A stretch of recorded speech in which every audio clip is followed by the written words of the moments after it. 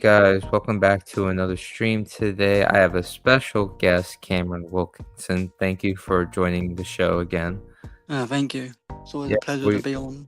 yeah, thanks for coming back. We're once again going to be talking about Doctor Who for whoever's checking in. And yeah, so we all know what's going on with Doctor Who right now. It's a bit of a mess. I haven't been able to get a chance to talk about it on my channel yet. For those who are tuning in right now. Yeah, so it's definitely a lot to talk about. I didn't even review any of the episodes of the season because they were just so unmotivating to review. I think I only liked one episode this season, and then that ending was it was rough. Yeah, we got a lot to talk about. So let's get into just talking about that era of.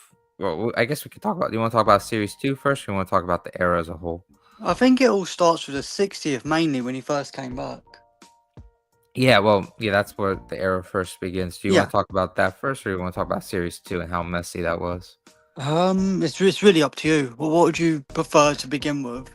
I guess we could talk about series 2. Just dive in a little bit with that, and then talk about how the era so far has kind of been a failure in my opinion. But Yeah. yeah. So series 2, I don't know what happened.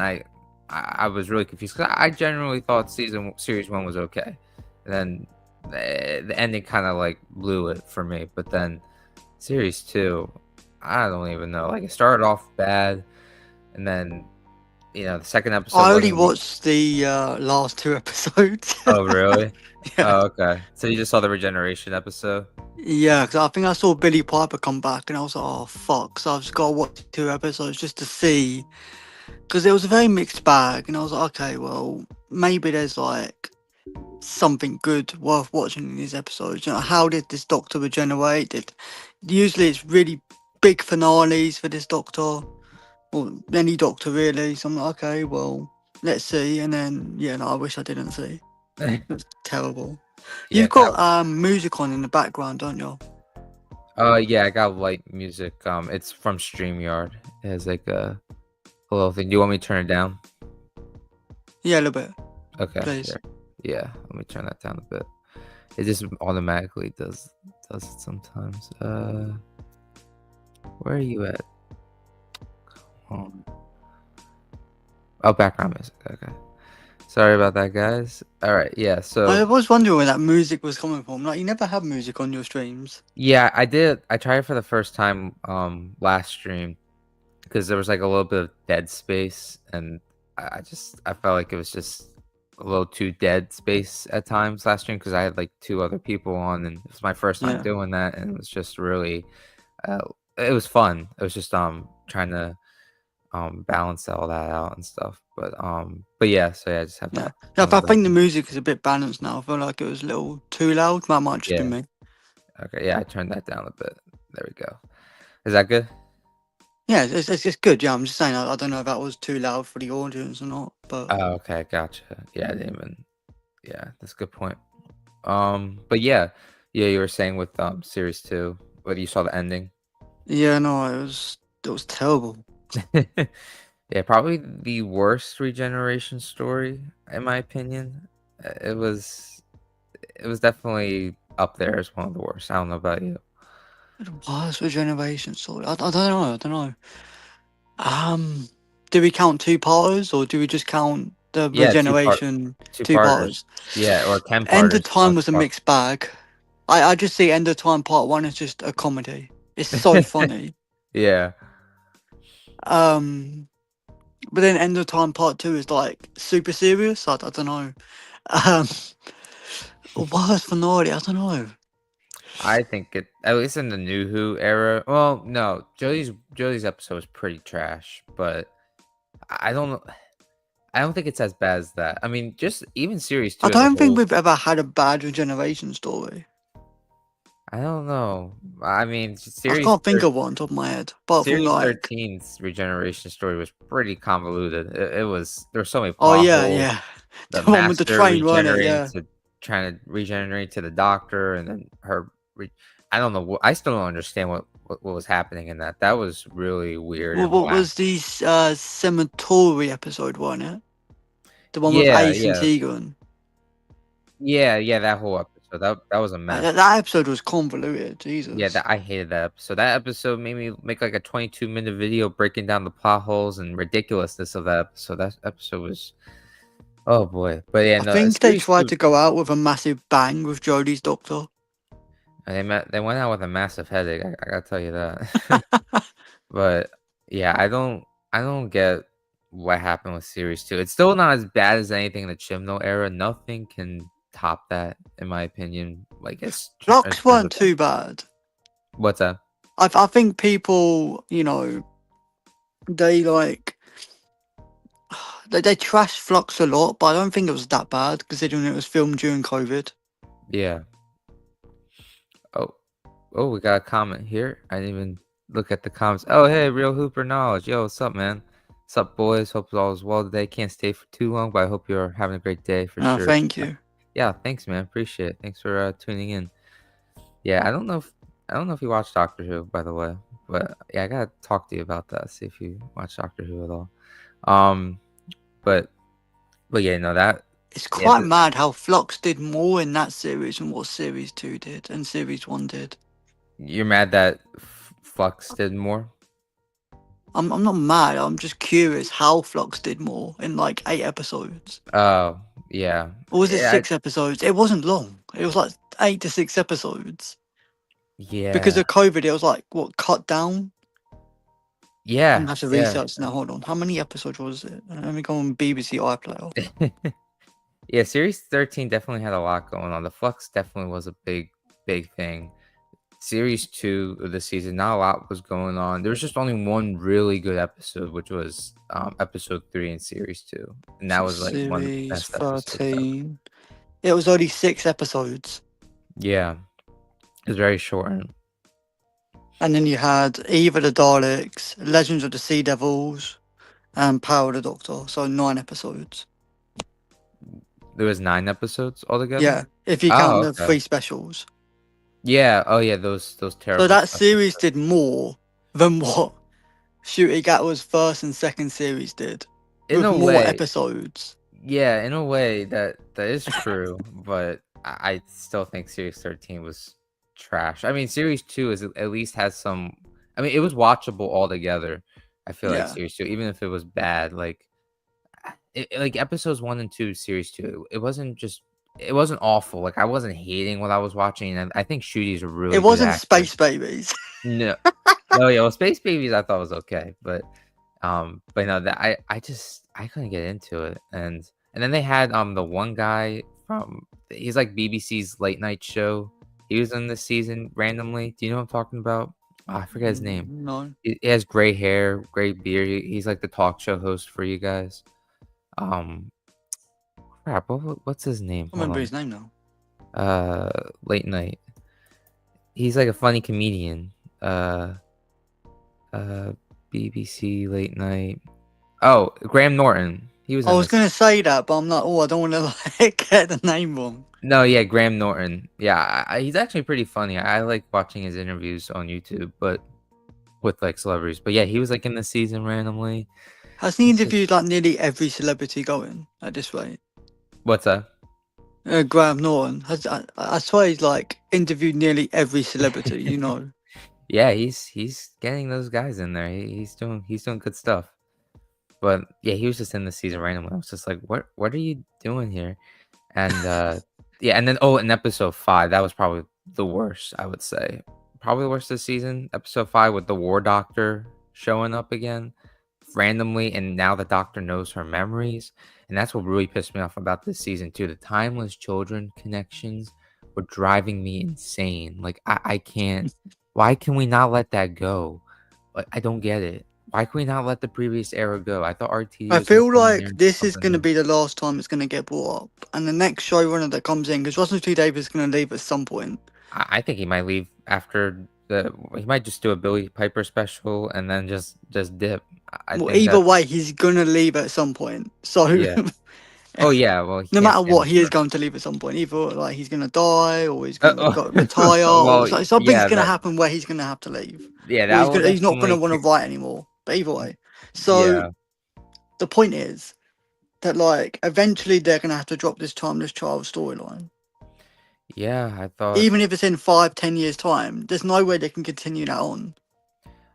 Yeah, I really thought that there was gonna be no mention of it at all, but and then that was mentioned in the 60th anniversary. I was like, ugh, okay, whatever. Maybe just mention it a little bit and then move on.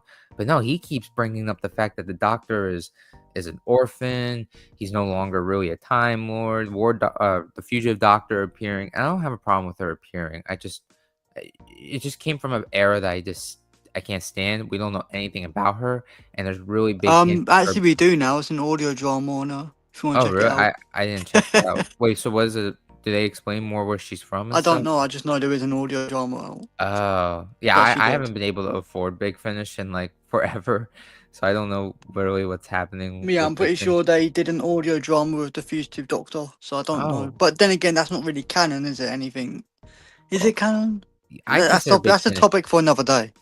Yeah, exactly. I consider Big Finish canon because they mentioned some stuff from the show from Big that happens in Big Oh yeah, Finish, Night of the especially with the Doctor. 8th Yeah, Doctor. when he mentioned all of the companions. Yeah, especially with the 8th Doctor, and I love the 8th Doctor audio dramas. He's my favorite Doctor just because of the Big Finish stories. It's absolutely incredible, and his performance too. He's like I could go into a whole 2-hour breakdown about the 8th Doctor and why he's Yeah. amazing. But yeah, it's okay, yeah, I definitely gotta look into what happened with the Fugitive Doctor in those stories, but I just wait, Oh, you what can't is forget the she? Richard E. Grant Doctor now. Is he canon? Oh, No, yeah, he is. technically Oh, yeah, on the 'cause hologram. yeah, oh my god, that pissed me off too. I'm just like, this is so convoluted and So confusing. what doctors are not canon now? You know, if we Ar make up a doctor, is that canon? According to RTD, like, everything's canon, it doesn't matter, All and the things doctors happen. bi-generated, and that's why there's Tales of the TARDIS. Yeah, it's stupid. It's ridiculous. I'm just glad there was a normal regeneration this time because I was so afraid that the Doctor was gonna bi-generate again. I was just like, "No, please." That was a cool thing for a one-time thing, but Two times thing. Did it with dude. Ronnie. Oh, yeah, the Ronnie. Oh my god, the way they handled that was so trash, and then Susan not even getting wrapped up too was trash, like, yo, I didn't even care that Susan came back at a certain because they just handled it so piss poor. Yeah. It's just so lazy and trash, and I get that they had to do the regeneration story last minute because Shooty kinda left last minute because Disney was canceling it possibly, and I they didn't think know they were Shooty coming Gatwa back. said his knees couldn't handle it anymore. Yeah, he said he Whatever was that getting. means. He's 35. Yeah. Well, that doesn't make any sense because we had Peter Capaldi stay for 4 years. I think he just wanted to leave Bear because in mind, David Tennant was 35 when he started The Rock. yeah. Yeah, exactly. Peter Capaldi was like in his 50s, 60s, something like that. Yeah, exactly. I think William he just Hartnell was like on his deathbed. Patrick Troughton was, I think, in his 40s. yeah. Yeah, yeah, we had Doctor Stay or John Pertwee too, he was there Yeah, for John 4 years. Pertwee was really old, yeah. Yeah, and I I think think Peter Tom Baker Davison was was like 27 when he first started. who did? How Peter Davison? Oh, yeah, yeah, he was, like, the youngest Doctor at the time, and then Matt Matt Smith Smith came in was like nearly in his 26. 30s. Oh, Matt Smith was the young I And thought he none was, of like, them 26. complained about their knees. So I don't know what Russell's doing to Shooty Gatwa compared to the other doctors, you know, vigorous training wise. I don't know. I mean, our RTD is a whole other bag of worms that we can get into after we finish breaking down series 2, but yeah. Well, what did you think about well, I mean, I know you didn't watch all series 2, but what do you think about from what you heard with the Ronnie and Susan? I felt like it was handled so I think poorly. I've said this a lot of times to a lot of different people now. I feel like they should have just kept it as just a Varney, Mrs. Flood, and Conrad finale. And then build Yeah. up to Omega coming back in series 3. Yeah, that would have been a lot better too. And I felt like the way that Ronnie was written was really piss poor too. Like it was so one note. They could have done something interesting because RTD's good at like reinventing villains and characters. Like Yeah, I mean, he look at the Daleks, the Cybermen. the master. Yeah. Like what happened to RTD? He's become a better writer since the days of the I early mean, that was what, 2000s. 20 years ago? He's Yeah, writing. Yeah. he's become a better writer. It's a Sin is a great show. His other show that I'm blanking on right now was pretty good too. But I loved It's a Sin. He is able to write characters and stories in nuanced ways. Why was he not able to bring that for this new era of Doctor Who? He wrote things so shallow and so one note. If you think about it, RTD didn't write most of the series. He only That wrote the beginning and the end of the series. those were good episodes too. And also he plotted out like everything that was happening in the season. He also Oh yeah, yeah, I'm collaborated with just the saying. writers. Like people say, oh yeah, like RTD's so good at writing. I'm like, you do realize that most of the series wasn't him. Yeah, that is true as well. Yeah, there was other co-writers writing episodes, but he like helped out with the story. He Oh yeah, of helped course, yeah, write he out. reviewed the scripts and that, yeah. But I'm just saying Yeah, when they say, oh, specifically RTD episodes, I'm like, well, yeah, the ones that he wrote, not as good as the ones others have written. yeah, exactly. And Stephen Moffat's episodes in the RTD era were, oh, they were spicy. They were great. Oh yeah, do you remember that? What's it? The landmine episode. That was really That was good. great. That was a great episode. What did you think of Joy to the World? I didn't get to watch it Uh, which because episode was Stephen that? Moffat wrote that one, didn't he? Let me see which episode that was. That Hold was on. the last Christmas special. Oh, that was okay. I thought it was okay. It wasn't anything great or I think that anything. was Stephen Moffat's last ever episode he's writing. Oh, wait, he said that it was the last I one think so, ever. yeah. Oh, that's so sad because that episode in series one was I probably mean, he has been writing for 20 years, like for yeah, Doctor Who, anyways. yeah. I mean, I That's a don't long blame him time. for wanting to move on. He was really underappreciated. I miss Stephen Moffat the more I think about it because I know series 9 and some Capaldi stuff was a little bad, but he was really great in the Matt Smith era, in my opinion. And they say he just set up stuff that wasn't able to be paid off with his era. To be I fair, want, he was also writing Sherlock as well. yeah, exactly. I think Moffat did really good for what he did. He did a good job with 11th Doctor. He did a great job with the 12th Doctor. People give Capaldi a lot of credit. I mean, Capaldi was speaking those monologues that Stephen Moffat wrote. You know. Yeah. I mean, he carried a whole episode by himself. Exactly, and that was a really good written episode by Stephen Moffat, Was like it Heaven Sent, I believe it was. yeah, yeah, and that I was gonna say that too, a series 2, because I don't think series 9 is good, it's my least favorite season, not including the Chibnall era. Series 2 this season is worse than series 9. I can't like, episode 3 was really good, but nothing beats Heaven Sent, and there's some good episodes in series 9 too, and I can't really say that about this season. I don't know Hmm. if you feel the same. I don't know. I haven't seen the series. Well, yeah, but, like, from what But you've like from heard and from the stuff. finale, it was just terrible. Yeah, Absolutely terrible. that was such a bad regeneration story, and people crap on Twice Upon a Time as well, I and don't I'm think just it was supposed to be a regeneration story though. it wasn't. There's photos of them partying at, like, what the original ending was gonna be, was Yeah. them having, like, a big party, and there's photos of it, and I they think changed it's the like ending. a Christopher Eccleston situation where he wanted to leave, so It they had to write in a regeneration. I don't think Christopher Eccleston was supposed to leave after series one. well, it worked as a regeneration story, honestly. I thought that was a pretty good way But to set it. I think, yeah, I don't think anyone's really touched on about this. I think because Christopher Eccleston let Russell T Davies know early on in the series, he then had time to write the finale. But maybe Shooty Yeah. Gatwa let him know later on in the series, so it's like, fuck, what do I do? Well, he let him know as like, after way after they wrapped. That scene was filmed not too long ago before the finale aired. It was really like a last minute thing.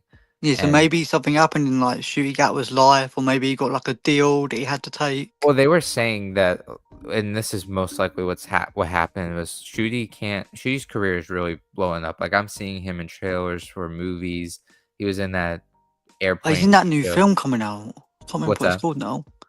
Yeah, he's having that film come out with Benedict Cumberbatch. His Yeah, career is that's it. really Yeah. his career is really blowing up, and he came on the show right as he was really blowing up with his career, so it's kind of like a bad time. But he wanted to stay on, but he just can't stick with a show that's just gonna be a maybe to come back.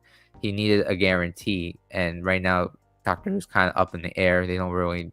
It sounds like it's definitely coming back though, it's just not on Disney Plus. I think they're gonna see how the Land and the Sea does, the Sea Devil spin-off show. Yeah, I'm not even that excited for that show, honestly. This just seems it doesn't. I mean, it looks okay. It could. I hope it's good, but it's supposed to be a more adult show, which I do appreciate. Because Um, usually they say by now if they're filming the next series, it doesn't even seem like they're filming it yet. no, they're on hiatus right now, and that's why we titled this. What has happened?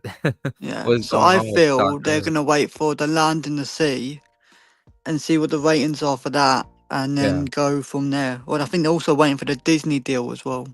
Yeah, Disney's not gonna renew them. RTD dropped the ball. He had the he could really crafted something really special with his new era, and he just kind of crafted something mid, and then something really bad, and people are not gonna really like catch on because if I was watching Doctor Who for the first time and I was starting with this new era, I would have not continued. It's nothing. There's no sauce here. There's no like oomph like the previous eras had. That's something like it kept me hooked. I wasn't I think hooked. even the music's a little bit.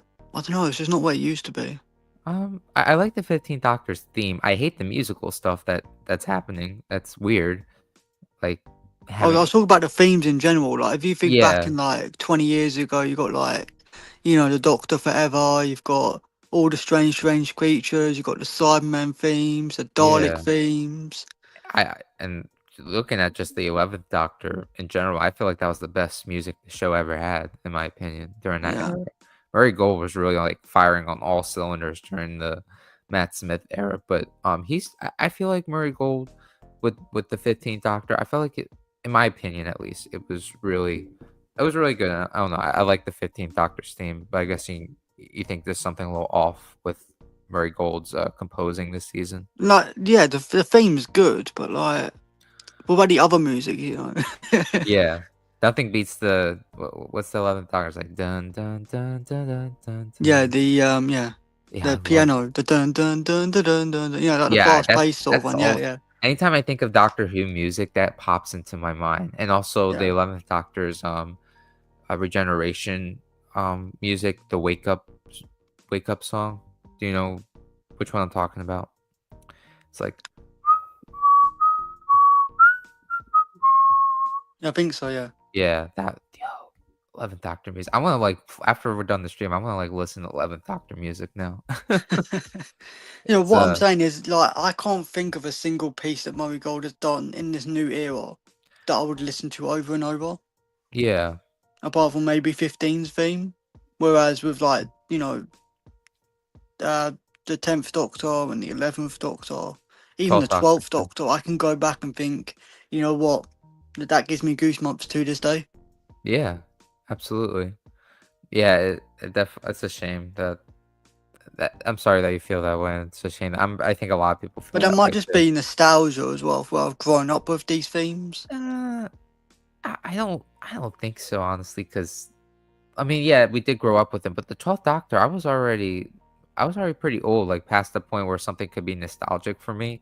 Yeah, And I think we were like, what, 15, 17, something like that. yeah, I was past the point where it could be nostalgic for me, and I really like the 12th Doctor themes and stuff. And I like I said, I like 15th theme. It's really memorable to me. But Yeah.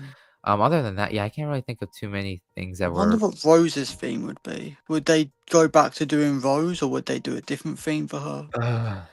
We don't even know if she's the Doctor because now there's stuff coming out saying that she's Rose in the Doctor's body, which is just really weird too. Like, I mean, I can see where they're going with that, because they did like pretty much the exact same thing in the 60th. What the fuck?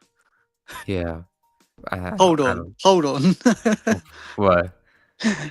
They basically did the exact same thing, because it was like Jodie's Doctor inside David Tennant's Doctor, which magically appeared. Well, Um, no, they're saying like he literally regenerated into Rose. Like it's not going to be the Doctor in Rose's which is body. It's gonna, basically what Jodie Whittaker did. well, yeah, well with David Tennant as the 14th, he actually had like the memories of his like it was actually the 14th Oh, Doctor. into Rose Tyler. What's that? Oh, Yeah, they're saying like that's Rose. Like that's not the Doctor right now. That's actually Rose, and it's some oh. sort of really crazy story where she for some reason is the Doctor for some They're reason. only doing this to bring back David Tennant again. I'm telling you now. I wouldn't doubt it. I think at this point, you just need to stick with David. That's why they have David Tennant as alive. It's basically David like, Tennant's hey, on like, did you know when like Deadpool Wolverine, yeah, when Deadpool goes till you're 90, that's what BBC does to David Tennant. yes, and I don't blame him. I mean, he was great in the 60th specials. He invoked the Doctor, and I think Shooty had the potential to be a great Doctor. There's so many great scenes where he's like bringing his all to the performance, even when the Yeah. writing isn't there. And I think Shooty could have really been a great Doctor if he was just given better material and just directed to be a bit better. Like the way that he was portrayed was so strange to And me. we only had like what, one season with him. Think about it. Technically, yeah, a little more than Eccleston. That was our Yeah. doctor. It felt so short, and Because I feel like seasons I are don't even know broken this down doctor. though, aren't they? They're broken down to like 6 episodes now, 8 episodes a series. Yeah, that it needs to be more, and we need 13, 11, 12, maybe 10 again. Like 8 is so short, I and it's think not. that's just all Disney Plus series is for you though. It's ridiculous. How are you supposed to invest in something that ends so quickly? I don't. I I think don't get it. Andor does pretty well in like 8 episodes. Andor's 13 or Oh, 12. oh, Yeah, Andor's 12. It actually is like a oh. real So they TV. can do 12 episode series then. Exactly. I don't know why they don't do it. I don't get it. Like Andor was like, it actually felt like a real TV show. It didn't feel like a mini series or like a mini movie or something like Yeah. that. Um, and then Daredevil was like 9, but they're going back to 8, which again, I don't get. Like shows were so much better when there was more episodes because you had more time to invest Yeah, into these because characters. people are bitching and moaning because they want episodes to come out quicker. That's why. So they Yeah, condense it to 8. that could be it too. That Because could be. people are just impatient nowadays. Yeah, it's like I remember when TV shows used to have like 20 something episodes per I mean, look season. at The Flash. That had what, like 22 episodes, and they did that in a Yeah. year. I'm used to that. I'm not used to this 8 episode stuff. And I remember back in the day altogether, Doctor Who had like 15 Wait, episodes hold on. before I he don't switched to stuff. understand this maths. Yeah, I'm trying to work out this maths. It Yeah. takes them a year to make Doctor Who, which is 8 episodes, but then they did a year. It took them a year to make 22 episodes for The Flash. Yeah, I don't. Hmm. That might just have to do with Doctor Who being like a bigger show. Like with the Flash, it all kind of took place in the same area. With Doctor Who, like it was going all over the place. It's a show where you're like in different locations every week, and you have to Yeah, I build it. That's guess. for that. You Yeah. gotta get the locations for that. You know what I Yeah, I mean? guess.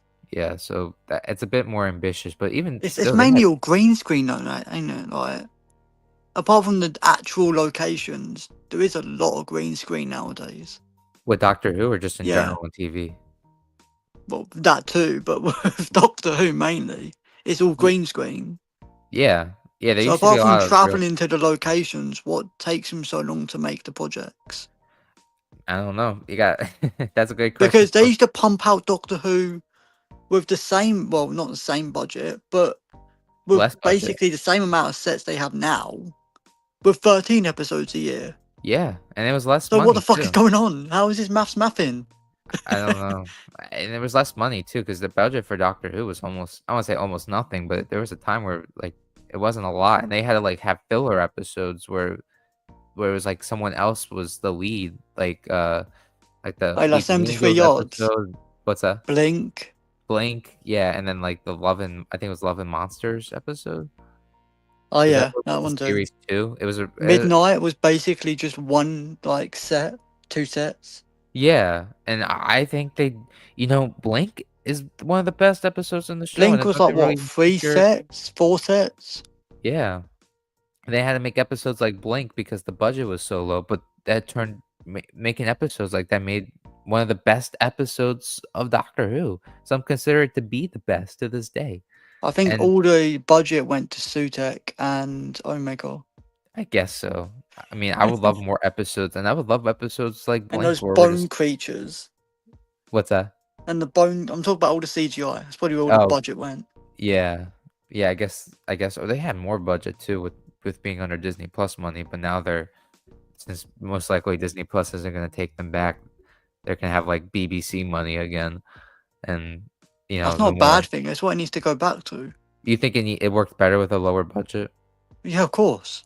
Yeah, Doctor Who had higher ratings 20 years ago compared to now, yeah, with I a could. lower budget. Yeah, well, the show was a lot better even with the lower budget, and just in terms of writing, and just altogether, just better quality. But yeah, this is definitely something I didn't see coming with Russell T Davies' new era. I really thought I was gonna enjoy it. I really did. I was really let down, and Don't get me wrong, it looks really nice. Like yeah, it, oh yeah, it looks better than it ever has before. It looks like a mini Star Wars, Star Trek show. It's yeah. like it has like that kind of level of production to it, and the aliens But look then you got to great. think about it that like 20 years ago, it looked really nice as well. It did. So Oh yeah, yeah, it definitely did, especially in the Matt Smith era. Like those aliens really looked good. Like the lizard creatures, that was really yeah, good VFX, in my opinion. yeah, I really like the VFX, and then also the silence. They were really cool looking too. yeah. They were. They were scary back in the day. No, I remember getting nightmares from them when I was a kid. Like Series 6 of Doctor Who had some scary episodes. Night terrors with the dolls. Yeah, and then also like the pirate ship episode. I remember that freaking me out as a kid in Series 6. You What know which one I'm scary talking. monsters have we got with this one? The Pokemon, the bogey monster. That's it. I remember a singing animation for this season. That was I remember there was baby eating goblins. yeah. Ugh. Yeah, so I know from what you saw, just like wrapping up with Series 2 altogether, do you think it was a failure of a season? Would you say based off I everything just you think it was a heard and failure I think honestly, I think part one was really strong. It was like Series 1? one division What do you mean? of series two. Part 1 of it? Yeah, of the finale. Oh, the finale. Gotcha. You thought it was It good? was a look like one division just wrapped up in one episode, so it felt Yeah. quite rushed. It was rushed, and then the payoff wasn't good. But then I don't know because they sort of did the same thing with Family of Blood, Yeah. and that was two parts. But then they didn't have like seven villains. They had like one villain, and that was just the family. Right. Yeah.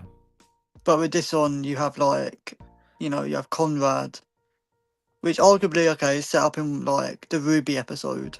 Fair enough. Oh, yeah. I didn't even touch upon Ruby and how wasted she was. And Yeah, then go you've ahead. got Durrani, Mrs. Flood, and then somehow Omega comes in just to say hi, gets hungry, and then goes. Yeah. Yeah, it was bad. Yeah, Wish World, Reality War, those were trash, in my opinion. Like they should have. I think as much as you don't like Series 9, if they're gonna stick to a structure going forward, just for 8 episodes, it should either be flux structure, where it's just one story, Yeah. and every episode is like a cliffhanger, or Right. it should be like Series 9 and have 4 stories. Yeah. Oh, yeah, Series 9, yeah, it had, I think that whole season was mostly two-part episodes, right? Yeah, it was, yeah. It was a whole Yeah. series of 2-part episodes. Yeah, and that I thought Because that people were whinging and moaning, because that's all people do nowadays, and back then as well. yeah, oh, yeah, I I remember when the mean, Capaldi era don't hit, get and me it was started on the Superman shots. People just, anyways, yeah, no, that's another topic for another day. yeah, yeah, no worries, yeah, no, yeah, Series 9 or that Capaldi era, it was very I remember the heat, the blowback from that. But the It point was that people are yeah, moaning that there wasn't enough time for the episodes to start and tell your story within 45 minutes, and that it felt rushed. yeah, So Stephen Moffat and the BBC came up with the idea. Okay, let's do a whole series of 2-parters then, and yeah, then people still moaned. So you yeah, can't win. and then they went back with and then Series 10, they went back to the way things used to be, Yeah. and people complained about that too, but now the Capaldi So eras what do look back. people want? Yeah, well, Like now three parters? The Capaldi eras look back as really good for a lot of people. A lot of people say the 12th Doctor is even the best Doctor. Like Yeah. Capaldi I'm really glad Capaldi gets the love that he didn't get back then. And it was a shame too. Like people are hating on him for being old as well. It's like, oh, where's our handsome doctor? Where did he go? And it's like, the doctor, what are you talking about? Like, And then he became one of the most popular doctors going, so here we are. yeah. And now people are saying he's like the best. A lot of people have him as number one. I think I have him as number four. I wonder if people are going to think that about Shooty and Jodie in about 10 years' time. Yeah, Jodie. No offense to the actor. I mean, I thought she was actually pretty good in the finale when she came in. RTD knows how to write a doctor. Chibnall did not. Chibnall doesn't know how to make a doctor sound like the doctor, in my opinion, at all. Um, I but when think Joe, I think Chibnall was going for. 'Cause I've done a lot of research on Chibnall's episodes. yeah, I've conducted interviews. I've conducted oh wow, I've done loads of stuff for the Chibnall yeah, series. Um, I think he tried to make a quirky doctor right. and a socially awkward doctor. I think that's what he was going for. The thing is, though, we got that in well, not the quirkiness, but the socially awkwardness. We got that from the 12th Doctor, and it still felt like the Doctor. Like I remember, well, except the flashcards. I remember that one moment in Series 9 where he had like those Yeah, flashcards with that Clara made for him because he wasn't good with dealing with people. I feel like that was really cringe and not like the Doctor. But you other can't than that, forget when the doctor couldn't hug Graham because of his cancer. Because she's socially awkward. oh yeah. Oh god, no, that oh my Oh, god, I hate that scene. I hate that. Not on okay, it's one thing to do that with people you don't know, but you're doing that to your own freaking companion? Oh god, Chibnall. Ugh, I hate the Chibnall era so much. I think RTD's new era was a failure, but man, like that it's just a very punch in the face to those who are socially awkward. yeah, exactly. It's like, damn, you can't show empathy to your own companion? That No, but I'm doctor's never talking like in general. oh, in So general? like people who watch Doctor Who and then think, oh, this is what socially awkward people are gonna be like. Yeah. Yeah, I guess I could see that too. Because Yeah. Doctor Who's a very big show. Yeah. I think they were just trying to make her seem more alien-like in terms of that way, I guess. I think that's what Chibnall was maybe going for.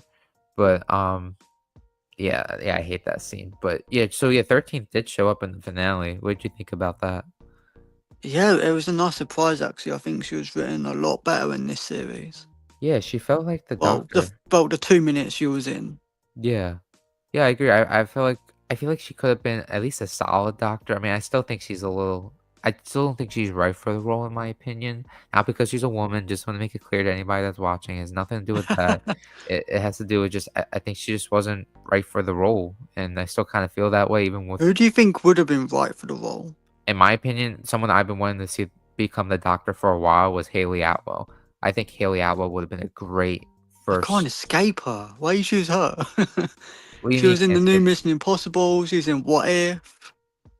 Yeah, I don't know. I think I mean she's not in everything like Pedro Pascal, but Oh he no, he's no! in I get everything. nightmares about Pedro Pascal. He's in everything. Yeah, he's a little bit. I mean, hey, you know him. He's a good actor. You know he's getting it. He's getting like the Tom Cruise treatment right now with being in everything right now. But no, yeah, Haley Atwell, I feel like would have been a great first female doctor. Invokes, she in a lot of her performances, she invokes the doctor, and she still could be the doctor one day, and I would love it. She was like, I remember doing like fan casting, like 10 people or something like that. I would love to see become the doctor one day, and she was like top three because I think she would have been an incredible doctor, I mean, even especially if we have the Fugitive Doctor, oh, what's that that? could be a series. The Fugitive Doctor, you would want to see that as a series? Yeah. Oh, okay, yeah. Yeah, I mean, that'd be pretty I mean, if you put her acting next to Jodie's acting, oh my yeah. god.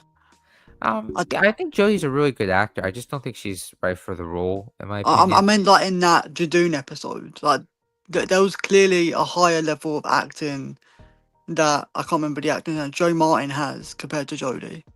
Yeah, I think Joe Martin is solid and stuff. She definitely invokes a classic Doctor vibe, like, a bit more cold, I She guess. gives me Eccleston vibes. Oh, okay, that's pretty cool.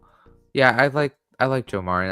I hate what not what she represents in terms of like whatever. I hate that she represents a pre-Hartnell doctor. Or I Yeah. mean, I still get that vibe that she is still pre-Hartnell and But I mean, if we slither in, I don't know, let's say Christopher Eccleston and David Tennant era, she'd work perfect. in that era. Yeah, because he's a very closed off, assertive, sort of like a war veteran sort of doctor. Yeah. Yeah, she definitely she is a pretty yeah, she gave off cool Whereas, vibes. Patrick Troughton, John Pertwee weren't really like that. So Yeah. it makes no sense for her to be that, I guess, closed off I and yeah. I got like First Doctor vibes from her a little bit, Joe Martin. yeah, yeah. That's like the kind of vibe I got, but she just I don't know what she is in the timeline. That's what kind of bothers me. And also, how does Shooty know her memories now? Which is weird in episode 5 of this season. That was probably the worst episode as well. It was just and also something I hate too that Doctor Who does now, or at least the way RTD writes Doctor Who, is he makes them all kind of be like different people. And Chibnall kind of did the same thing too. I don't know if you know what I mean. Like Stephen Moffat, when he writes Doctor Who, he like makes sure that it's like it's still the same person at the end Oh, of the you day. like the 50th, where you could tell David Tennant and Matt Smith were like different doctors, but they both shared the same personality. Yeah, and even with John Hurt, you can tell that still like they had like this feeling that they were all the same person. But now Yeah. it's like the way Doctor Who's written, it's like they're different people in a way. And it's like even with episode 5, they were like when Shooty was talking to the people that he knew as the fugitive doctor, they panned to changing him to looking like the fugitive doctor. And I feel like that's just so weird. Like, you imagine if the 10th Doctor reunited with Sarah Jane and he just appeared as the 4th Doctor for some weird reason? Yeah, no. Like, I it's mean, just maybe that's how, maybe you could say that's a filming thing where, that's still how Sarah Jane would see the Doctor, maybe. I guess, but I think that's just kind of defeats the purpose of like what we've seen with regeneration. And I know RTD, he said it himself, he views each Doctor as kind of a different person. And even in the end of time, when the Yeah. 10th Doctor was regenerating, he's like, some random guy is going to take over my body. And it's just like, that's not how regeneration's supposed to work. I don't know. I think the 10th Doctor was just scared, to be honest. Yeah. Because he thought that was like, he's going to be one of his last lives. Yeah, exactly. Yeah, So and I think that's just coming from him being scared. yeah, yeah, Yeah, that the it works. line's a bit clunky, but I think that's where it comes from. Yeah, it works in that context. But then even like RTD got the point before too with like the Ninth Doctor. Like the Ninth Yeah. Doctor is like, oh, I'm I'm just gonna change, but I'm still me. But then the 10th Doctor, it's like, no, I'm a different person. And all Chimnall's era with the way he writes the Doctor and talks about regeneration, it's like it's a different person. It's just really I don't know how you feel about that. Maybe I'm just nitpicking, but I mean, yeah, different writers are going to have different perspectives on the show. I think that's yeah. always been the case. Yeah, absolutely. I just don't know if do you prefer like for the Doctor to all kind of feel like the same person when they regenerate, or just like, not same person, but like it feels like you're it's there's still the Doctor qualities. It's not like you're watching a new person that isn't the Doctor take over. How do you feel about that? I think with the way that, like, and David Tennant describes it in that in The End of Time, I think he's describing how the fans would see him, to be Yeah, honest. Like, yeah, oh, a new man goes sauntering away and I'm dead. yeah, That's sort of, like, I was just trying to wrap that bit up. But with how I see it, I think I would like them to all be like part of one personality, because that's pretty much what it is. yeah, exactly. You get shot, you've got to regenerate somehow, and then you know it's just like the Wolverine. I'm sure the Wolverine, 20 years ago, it's just like I see it as like Hugh Jackman, yeah, 20 years ago. It's the same Wolverine he is now, 20 years later. Yeah, It should be the same as the Doctor. It's the same person. They've just gone through a bit more. yeah, exactly. I agree with that. I just hope the next showrunner, whoever takes over after RTD, like we brings Doctor Who back you know, to like some basic core stuff, and stuff that Moffat really understood too.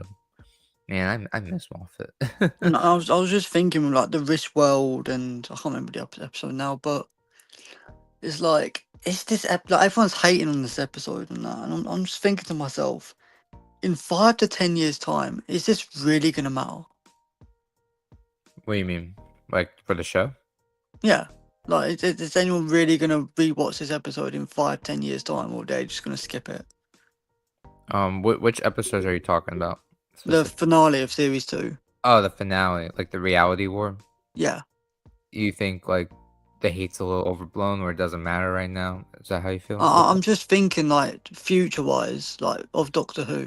Do you think like it's Is this Shooty Gatwell Jodie series, all the hate on it? Is it really gonna matter? um if it gets canceled, it might.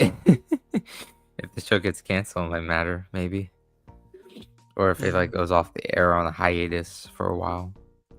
Yeah, but that could be because of anything. Yeah, yeah, You're that's saying true. people are specifically trying to pinpoint where the decline went in the show and why it's gone bad. I'm like, does it really matter? Um, I don't know. I think I don't know.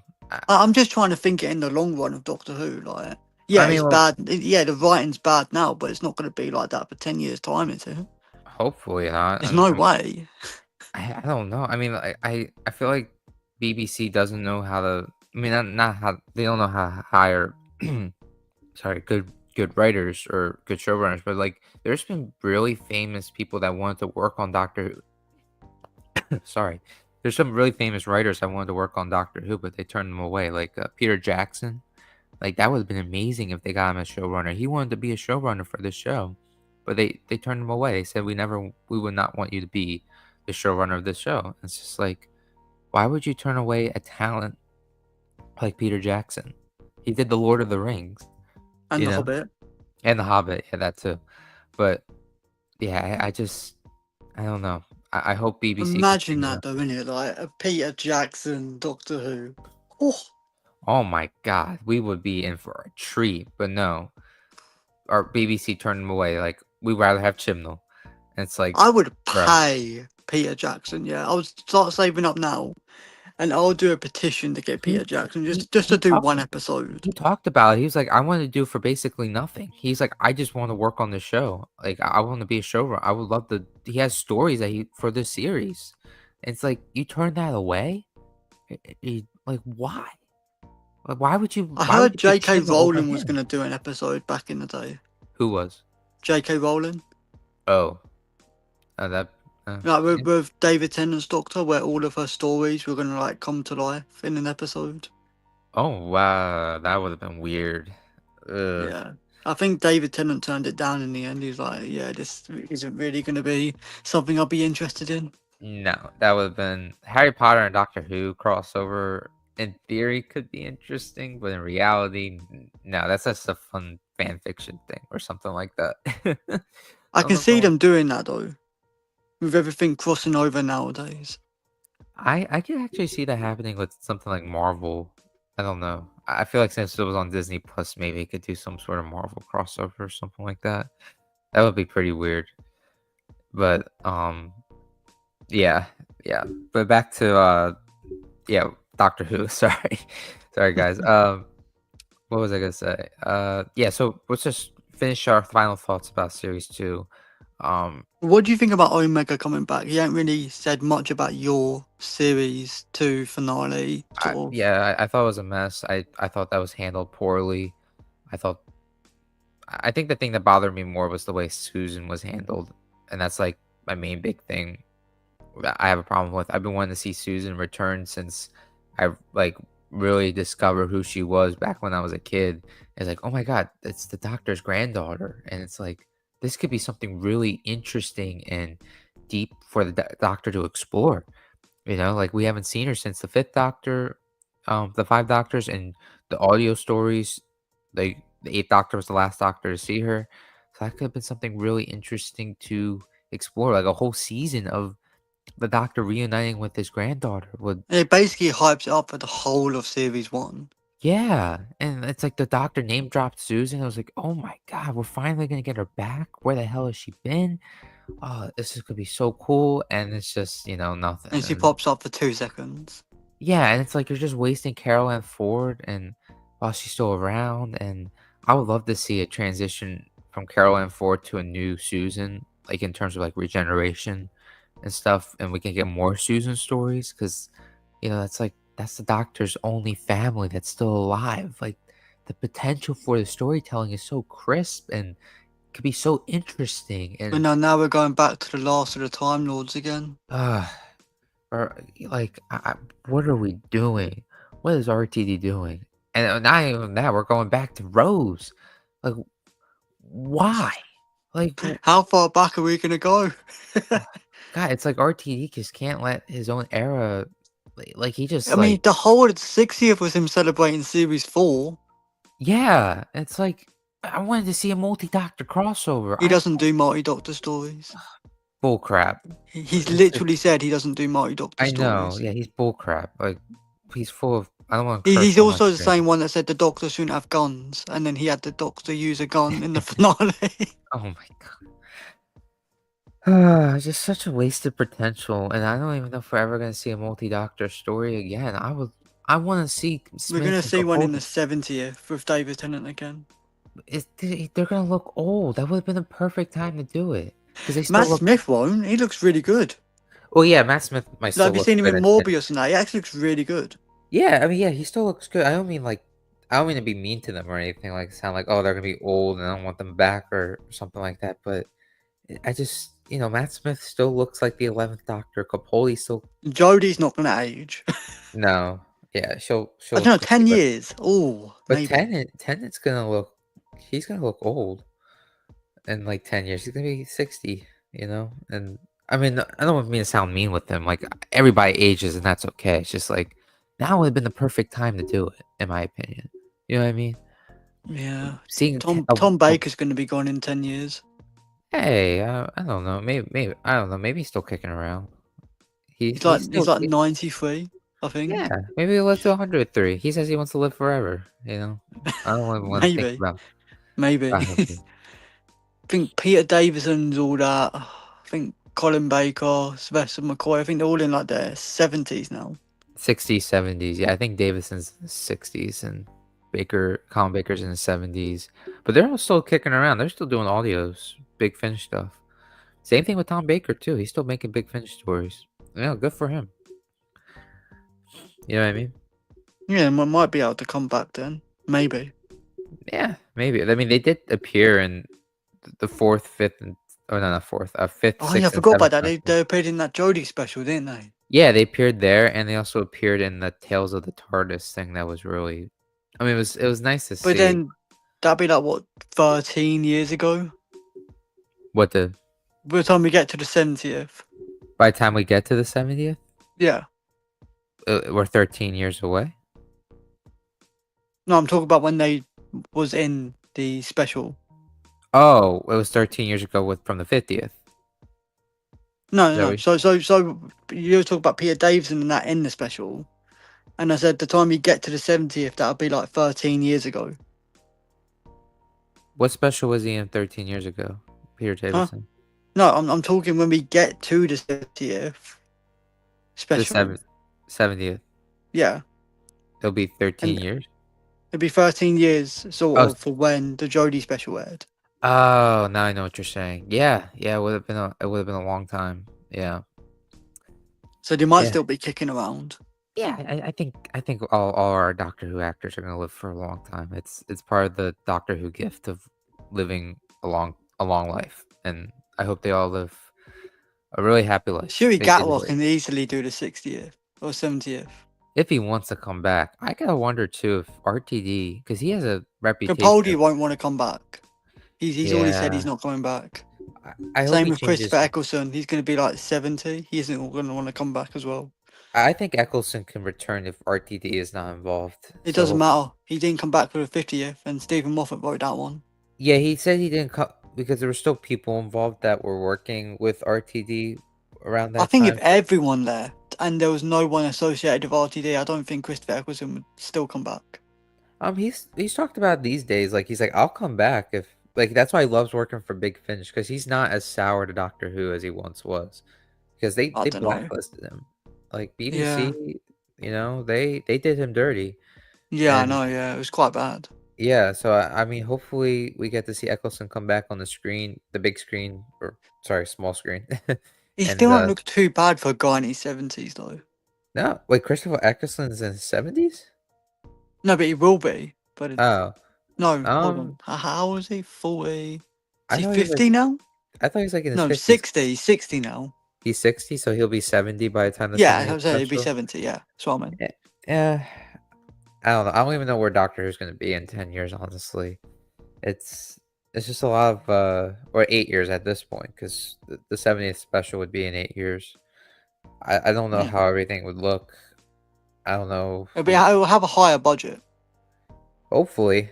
I mean, I really don't know. I don't know what's going to happen with Doctor Who. It's we're in gray area right now. Like it's going on a But for a hiatus. show that's been running since the 2000s, you just gotta give it applause. Like, Yeah, that's it definitely needs crazy. it needs a bigger pause than it did from the end of the Whitaker era to the 60s. It wasn't even a pause. It was a year, like a Now, year what and I'm some saying months. is like, it's like The Flash. They've literally grinded out a series near enough every year for Yeah, 20 years. Not yeah. many, not a lot of series can say they've done that. No, no. Doctor Who has a lot of. It had a good run, and I mean, it's still running, but it needs a hiatus that they're talking about because I don't have any interest in watching the show right now after series two. I Series know someone who blew up on YouTube from doing Doctor Who reviews. So I think it's Harble Holmes. Could be wrong. He right. said that he's taking a break now Yeah, because of the finale. I'm taking a break too. I'm just doing one video on Doctor Who because I didn't review any of the episodes like I did last season because I just didn't have any motivation to because it was just so mid and bad and I didn't care. I didn't care what I was watching.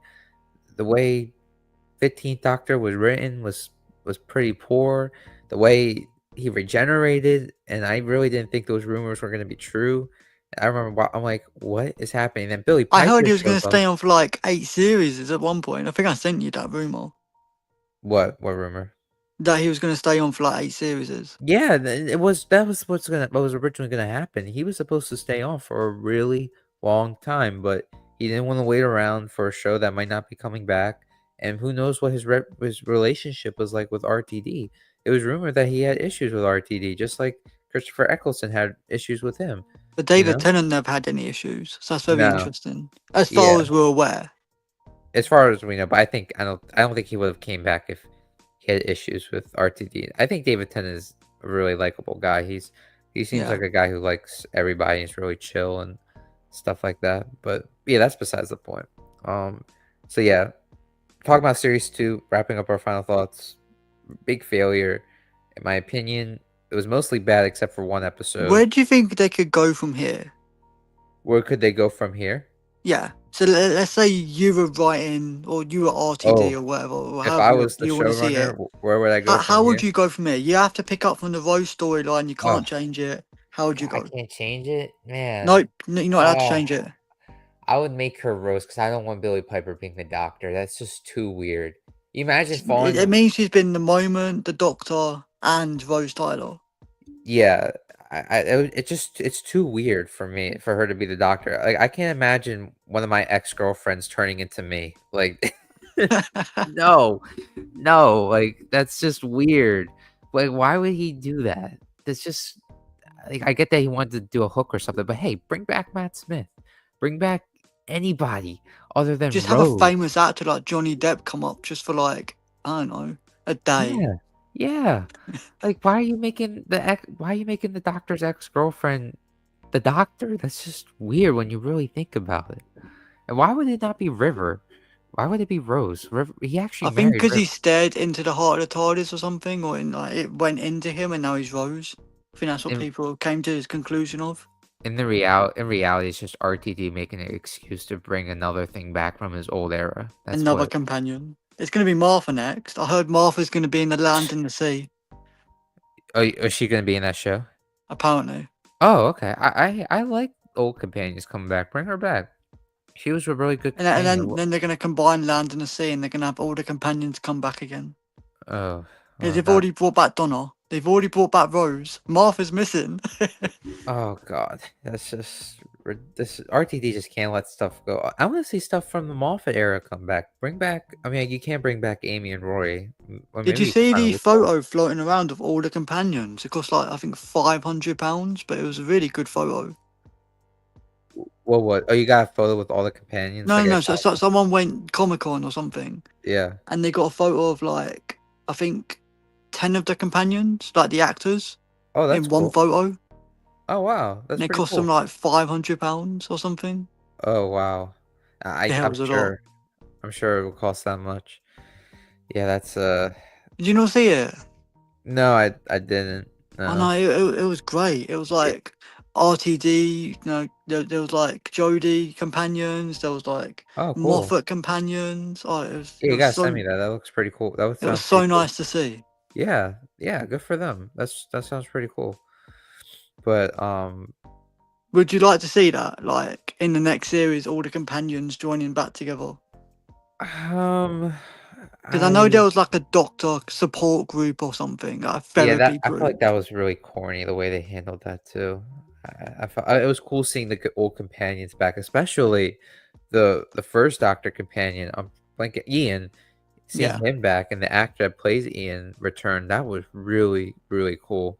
And he was, I think, dealing with Alzheimer's when he was filming that scene and stuff. But um, and he had like that one line. But yeah. yeah, that was really. I I remember don't think actually. they have the balls to bring Sarah Jane back. No, they can't. They can't do that. That'd be really weird, and that would be really I mean, disrespectful. they have all this CGI software now. They could. Please, no. I don't even want to. No, just no. Like what they did with Luke Skywalker, innit? Yeah, but I feel like it would be really weird for Doctor Who to do something like that. I don't want to see that at all, honestly. Doctor Who recasts. That's what they do. Like they recast William Hartnell many times. You know, maybe they could do that, but I still think that would be really weird to recast Sarah Jane. But yeah, that's besides the point. But I'm telling you now, this is what's going to happen in the next series. I Oh will yeah, put you were money down asking on me it. what did I So want? Rose is going to meet the Doctor, Yeah. the 10th Doctor, or any variant of David Tennant's Doctor somewhere, and they're Uh-huh. going to spend the whole series trying to fix, basically the Doctor's face and get her out of being Rose's body or bi-generate whatever, and then what's going to happen is there's going to be a classic monster, yeah, because he brings back a classic monster every series, and Yeah. it's going to be a god.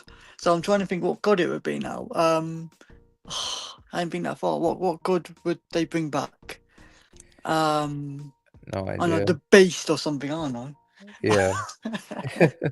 And then they're gonna blast the beast back to like its original timeline, like they did with all the other monsters the last couple series is, and yeah, and then there's gonna be a happy ending, and then the Doctor's gonna regenerate again, Into a and then new we're gonna thing get or then we're the gonna get another Doctor because we've had oh man, I because we've had the 10th Doctor again, we've had Shooty's Doctor, we've had Rose, and then Rose is eventually going to regenerate into another Doctor. So that means in the last 4 or 5 years, we've had 4 Doctors. regeneration's just a gimmick now. It's a joke. It used to really mean something and now they turned it into a freaking joke. Like I don't even this is so stupid. I don't mean to sound bitter, but it's just so stupid. Like ugh.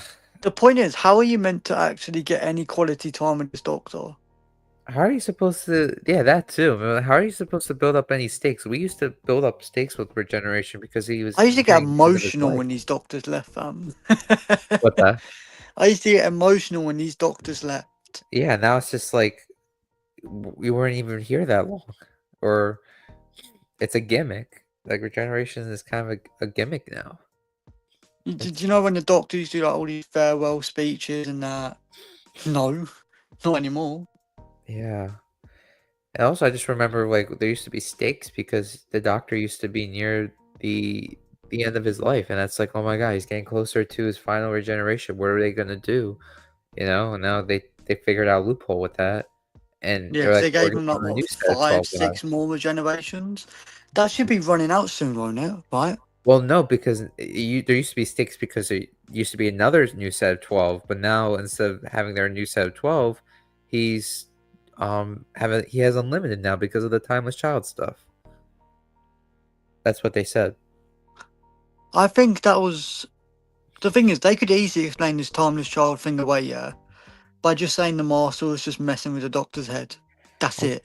or they could just It say, was just a PowerPoint presentation. That's all it was. There was no actual physical evidence. They didn't travel anywhere to see the lab. They didn't travel to see like, Tecleon's ship. They didn't interview anyone. apparently It it's was all, literally just a PowerPoint presentation by the master. That was it. apparently it's still canon. I don't know. I mean, the doctor. I mean, RTD brings it up a lot with like the doctor being a foundling, and I don't know.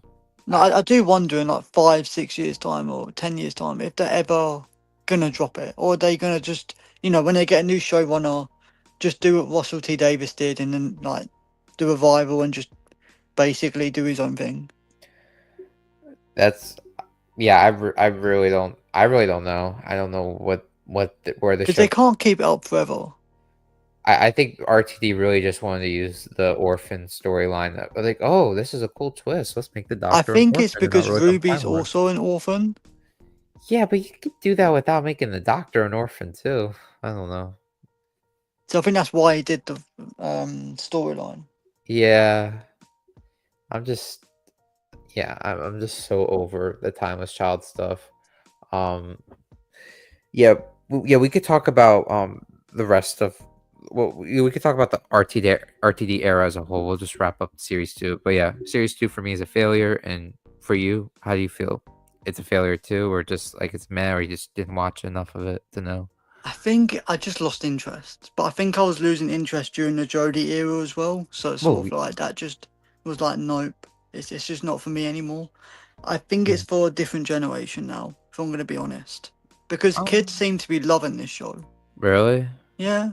Oh, Like, okay. but when Well, I interviewed kids about a couple of years ago, they were eating up the Jodie episodes like they were like yeah, Weetabix. yeah. Good for them. You know, I don't. So I think it's just for a different generation now. Yeah, that's fair. I'm okay with it not being for me anymore. I just, you know, I thought I don't know what I thought. I just think it's not objectively. I think film is subjective, but I think it's just not good. I just I liked series one of the new RTD era. I thought it was pretty solid. The ending sucked though, and series two is just nothing but bad.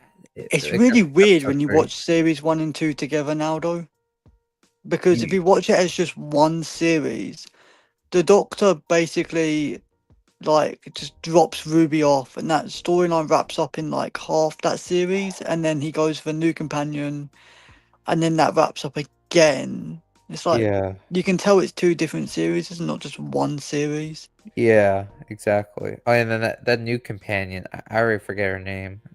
She was Belinda? just what's that? Is it Belinda? Is that her name? I I think forget. She so. was just really bland to me. Probably not as bad as the Chibnall era companions, but it was What do just you think of the ending for Belinda with her being a mom?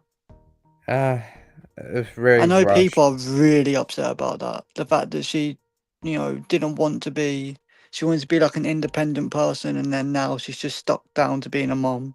Yeah, I mean that's okay. We just don't really get any time with the companion, and she was supposed to stick around based off the original ending, I and take it out with Ruby as well. She was yeah, supposed to take her out. Yeah, they were both now they were just so wasted. I mean, I like Ruby though. I feel like we actually did have some character Millie depth. Gibson's great in this in Yeah, the show. yeah. I think the actress that plays what's her name? Yeah, I think Linda. so. Yeah, I completely forgot her name because she's just so unmemorable to me. No, and I think she's an incredible actress. She was on Andor. She was really good in Oh yeah, Andor, yeah, and I Andor's think great. yeah, I think I saw her in something else too. I could be wrong, but yeah, I think it's a shame that she didn't get enough depth to her, and she was so short-lived in the role as a companion, probably the shortest ever, I would So is say. she ever gonna come back? I hope so because I mean, no, I don't think so.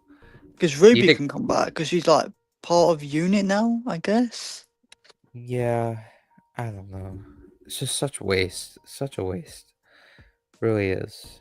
And I have to say I do like Ruby a lot though. I really like they actually Like Millie RTD did. Gibson at like what, 18, 19? Wow. Yeah, yeah, she was really young and she did a good job, and I do feel like She they wasted her. carried that 73 yards episode so well.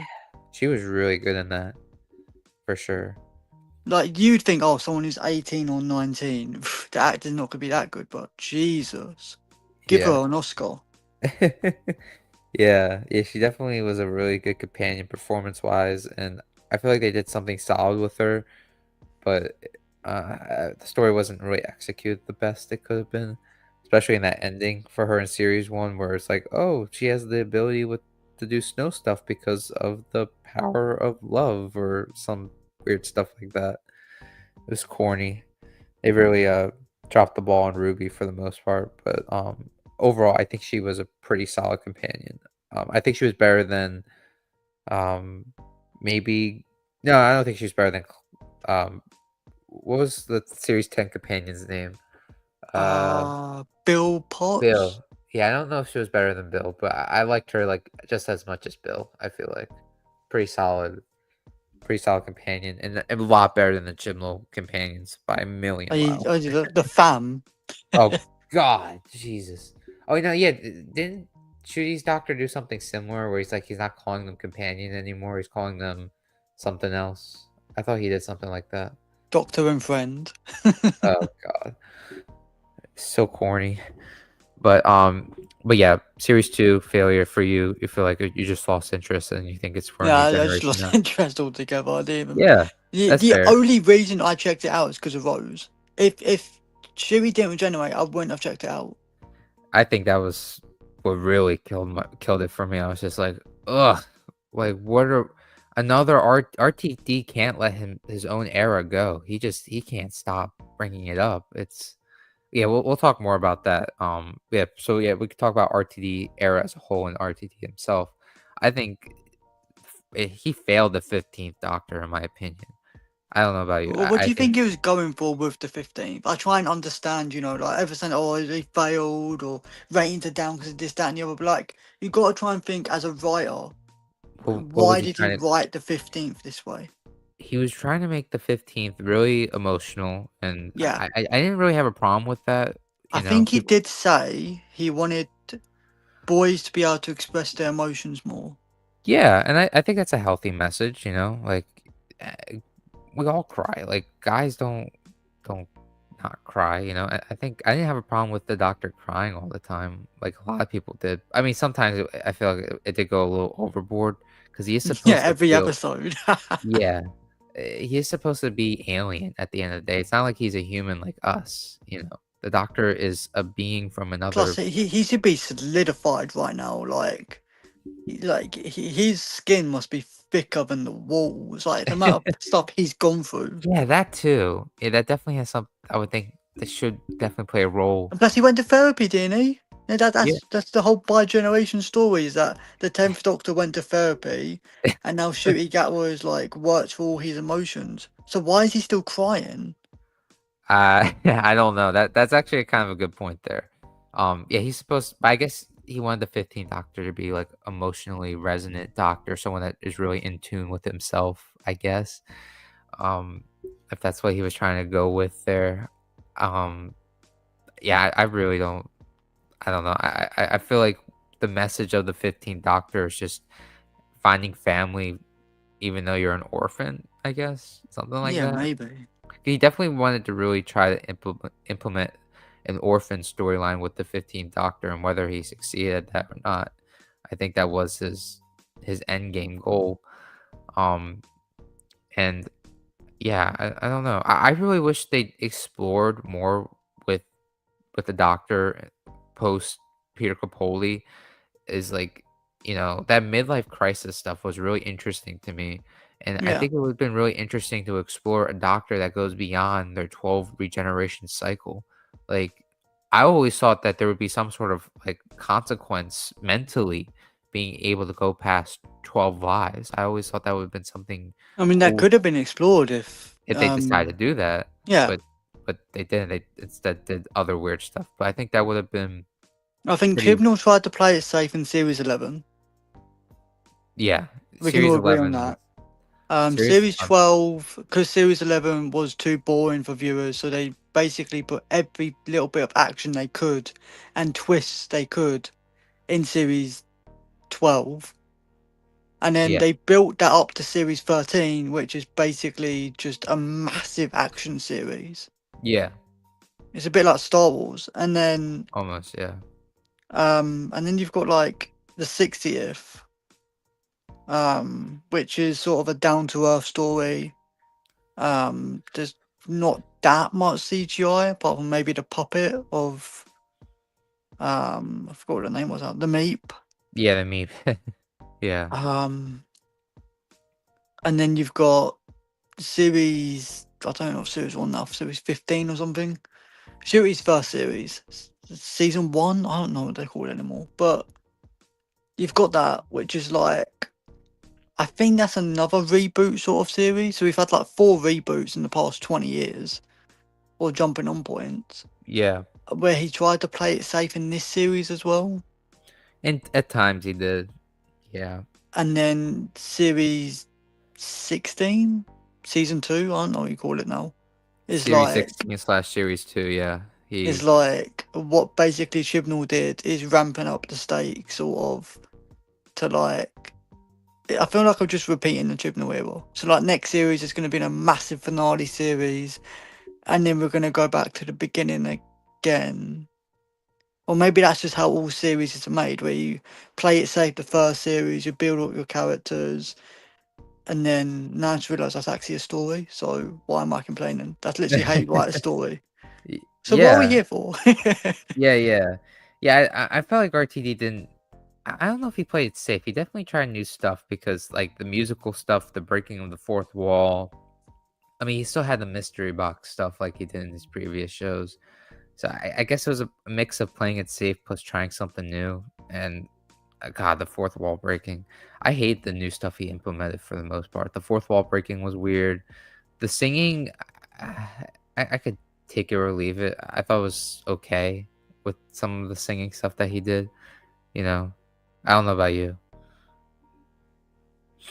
No, I hate that episode. The singing episode. You I hated the didn't singing? watch the internet interstellar space contest though. You did? No, I didn't watch it. Oh, you didn't. Gotcha. Yeah, I could. But I How do you feel watched about the the fourth wall one breaking? before that, the series one musical. It Yeah. was the worst things my eyes have ever seen. It was. Yeah, it was. Could have been executed better, definitely. But what do you The think of fact the they fourth? couldn't use the Beatles songs as well was quite a slap in the face. I get that they didn't have the rights to it and they had to Yeah. try and find a way around it, but I feel like they should have used it. Yeah, definitely. Well, what do you think of the fourth wall breaking stuff? No, Do you not like that either? that's for like, as my profile picture states, it's just for Deadpool only. Yeah. It doesn't work for Doctor Who. I don't think it It's works. for Spider Man, Deadpool, Lobo, Gwenpool, people who can actually break the fourth wall. But the Doctor's never been known to break the fourth wall, and the show's never established this. It's never had a basis of doing this. It's never been like Well, part of the everyone does it show. though.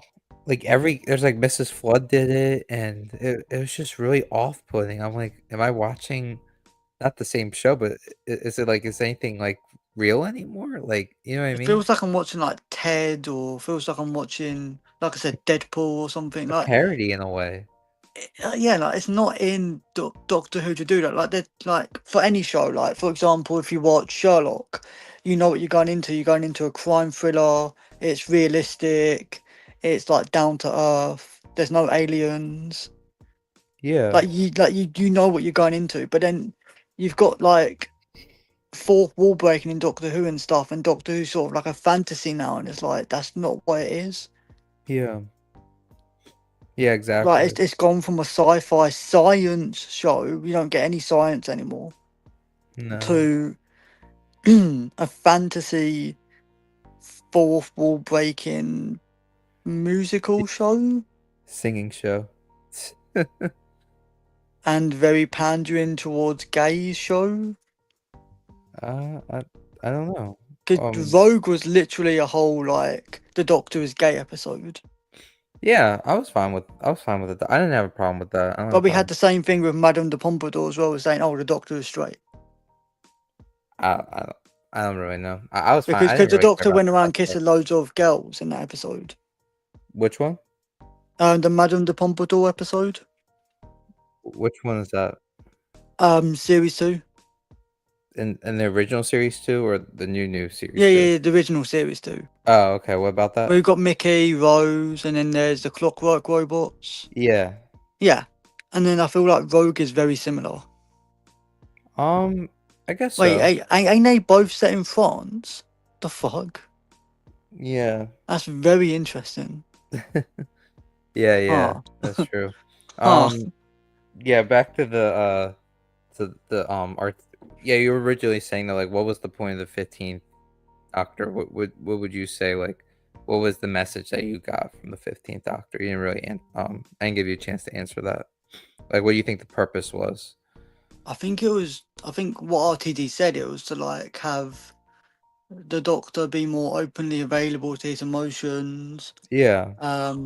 Have a black guy in the role, which we never had before. Yeah. A Doctor with a moustache we never had before. A gay Doctor we've never had before. Um, Yeah. Yeah, that's cool. Yeah, that's um, a Doctor with like different hairstyles, different costumes. You haven't had really that before. yeah, I actually didn't like that with him changing his style so drastically all the How did he time. change his hairstyle so quick though? Why did he Because he change his went from being hairstyle? an afro to short hair to long hair. It's like Yeah, hair don't work like that. I think it was just I don't know. Because RTD it all wanted. takes place within a year. All the Oh yeah, and that series too. is. Yeah, the 15th Doctor didn't really have a long life. I don't think. Did he? How long did he live for? Because their I 13th don't know, Doctor. because if you look at every single series of like any Doctor Who series, you don't actually know how long the Doctor's been travelling for. Yeah, but sometimes you get a rough idea. Like Matt Smith said, he was the 11th Doctor for like 900 years, and the 12th Doctor was the Yeah, 12th what I'm Doctor. saying is like there's gaps in between what we don't see. So Yeah, Big Finish can fill it out, so then they can do stuff in the magazines.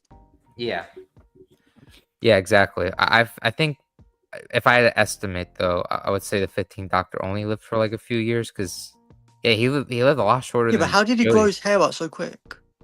Well, I think it's just a wig, like the doctor just putting on a wig. I think I don't with know, those. because it's not just me, is it? Like he has like short hair in some scenes. He has Yeah, like yeah. It's just a yeah, wig. I think it's just a wig. I think this it was just a stylistic choice that RTD wanted to do because some people like wearing wigs, and he just decided, hey, let's have this doctor wear a wig with this outfit, and I don't know. yeah, I some need to see like an interview or something come out about that. It's very interesting yeah, how he changes costumes and hairstyles. Costumes, fine, like yeah, you have to yeah, sort of. I mean, with David Tennant's Doctor, you could like basically fit in with his costume.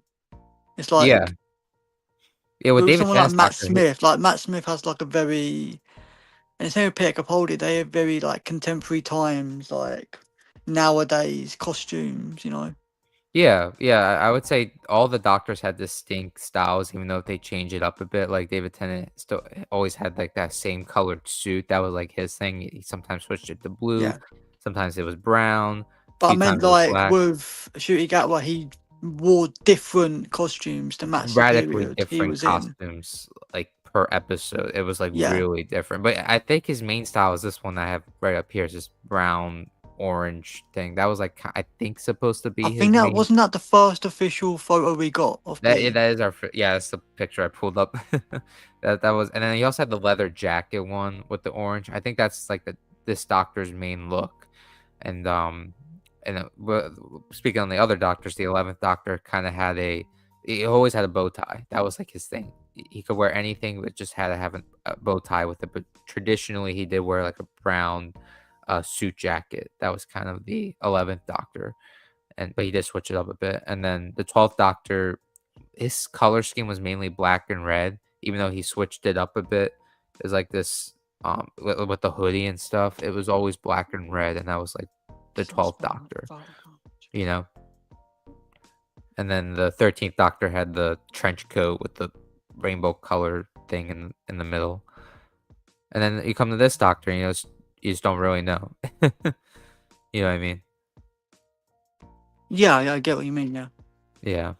So I hope the next Doctor definitely has a bit more of a set wardrobe. You know what I mean? Yeah. Well, what would you want the Doctor to wear in the next series then? After Oh, Rose Tyler disappears and goes somewhere because she has to eventually leave. oh, I don't know. I'm cool with anything. Would you Almost anything. want to wear like, I don't know, 1950s costume, a Yeah, 20, what about a futuristic costume, like that would be pretty. a That would be. Superman type suit, I don't know if I want him to be wearing any superhero costumes, and I feel like the Doctor's ego would have to be pretty a big. But pirate suit, I don't know. yeah. I don't know. Would Maybe you a want him, futuristic. because he has to blend in with society as well. So would you want him to go like punk rock? Would you want him to go like school teacher again? Would you want him to go, you know, Well, I don't know. when I was coming up with like, because I had like, I don't know if I'm ever gonna release it, but I do have like a Doctor Who. What would I do if I was in charge of Doctor Who thing? And I had my Doctor. Well, if I had to choose an actor, I would have it be played by Haley Atwell as my first Doctor to make a story with, and I would have her wear like a blue trench coat. I thought that was A bit pretty like cool. Jodie's doctor then. A bit more like David Tennant's trench coat type of thing, and it would be like a leather type of thing, and um, just like a trench coat, blue leather, and just in like black and stuff, like a blue and black color scheme. Um, and then I remember I had like a pitch for 3 different doctors, and then the other doctor I would write for I would want to be played by Sean Pertwee, and I would have him wear like a white suit with like black pants, like a suit jacket, white suit jacket with black pants. So the doctor can look almost like any kind of way. But what about you? Do you have like a distinct look you want to see from the doctor? I think if they could go back to like, I mean, it has to blend in with society nowadays, anyways. I don't know, because I'm not up London that much a lot, so I don't know what really blends in with London nowadays. Right. I don't know, because it has to blend in with society. You have to be able to go round to different time periods and still blend in. I might just go back to basics and just go back to like suit and tie and that. Yeah. Yeah, that's fair. And the doctor doesn't have to have an over design It look has to to it. also be something the actor's going to be comfortable in, like 10 Yeah. hours a day as well. Yeah, that as well. Yeah. Because David Tennant, must have been hot in that suit. He was wearing like what, 4 pieces on his outfit? A For the 14th tie, or 10th. a trench coat. Oh yeah. He must have been hot. Yeah, definitely. He did look cool though. He did look pretty cool in that 14th Doctor's outfit, in my Yeah, opinion. yeah. But yeah. Before we move on to the next topic, any final thoughts about the RTD era? I think, I just feel like I know and where or Series 3 is going. you don't know where Series 3 is gonna I go. said I know where it's going. Oh, with Rose Yeah, possibly I being. know they're going to bring back David Tennant. You I'm think so? calling it now. Okay, yeah. I wouldn't doubt you're wrong. I mean, yeah, it's weird because Considering it it's not like you started think that. with David Tennant, they're going to have to end it with David Tennant. But I don't know, because he's filming Rivals in a minute, so he might have a time. Who Maybe. am I kidding? He's going to have time for Doctor Who. He loves Doctor Who. Yeah, I just don't get why Rose is. Why did he do this? Like, I don't. Is he trying Apparently, to he did it for celebrate? TikTok. Well, he did it so people could watch, but I thought RTD was a smarter person than this. And he No, has I shown to think be a he real genuinely smart. said that, like in an interview, that he brought back Rose for clicks. Ugh, that's just so wrong. But now he has So to continue Series 3 with Rose. But imagine, yeah, I really think it's gonna be a imagine we come to series 3 and it's a new Doctor. I think it's only gonna be like a Christmas special thing, if it does come back in time for a Christmas special, and then she's gone. I can't imagine she's gonna be the permanent 16th Doctor. That would drive me crazy. That They're would gonna do it just for you. No, it would drive me crazy seeing the Doctor's ex-girlfriend running around as the Doctor. That's just weird in my opinion. Like I said, I can't imagine one of my ex-girlfriends turning into me or me turning into one of my ex-girlfriends. That would be so weird. What if they do Like, it? What if they do it for the next 5 years? They bring back all the companions. He turns into Martha. He turns I'm into like quitting. Georgia Tennant. I He am turns into quitting the like. show. I am quitting the show. Like big time. I am never ever talking about Doctor Who again if what's gonna happen to this show. It's ridiculous. You can turn into anybody in the whole freaking galaxy, into the whole world. Turns You can into turn into Babu your Frick from Star ex-girlfriend. Wars: Rise of Skywalker. Yeah, it's this is really bad. The whole him turning into Rose. But he And turned also into it David just sucks. Tennant again. So like, That sucks for Gawa too. You're he's ever forever gonna be known as the Doctor that was in in the middle, between. What's that? he's like the sandwich Doctor. Yeah, He's he's like the the Doctor filler in Doctor, between isn't the it? 10th Doctor and his ex-girlfriend. That's horrible. That's like, When you why put it did like RTD do this to that. Shooty? That's so horrible. Like, yeah, RTD really blew it. Like, I really thought he was gonna turn Doctor Who good again. And just like no one's happy right now either way. Like people that loved even the Chibnall era, I'm seeing people that loved and praised Doctor Who in the past. They're really turning on RTD right now. Like Yeah. this is RTD really messed up, and I disagree with people saying that the show's in the worst place that it's ever been. I think Chibnall era was 20 times worse than anything RTD's done with these 2 seasons, but it's not good though. I mean, especially with people really turning on it, RTD messed up. And I hate to say that. I love RTD. I don't have anything personally against him. The people that do have stuff personally against RTD are just weird, in my opinion. But he definitely messed up with this new era of Doctor Who. And it's a shame. He really could have done something cool and neat, especially with the way his writing is now. And if he brought that level of talent to It's a Sin to this new series of Doctor Who, it would have been something really cool.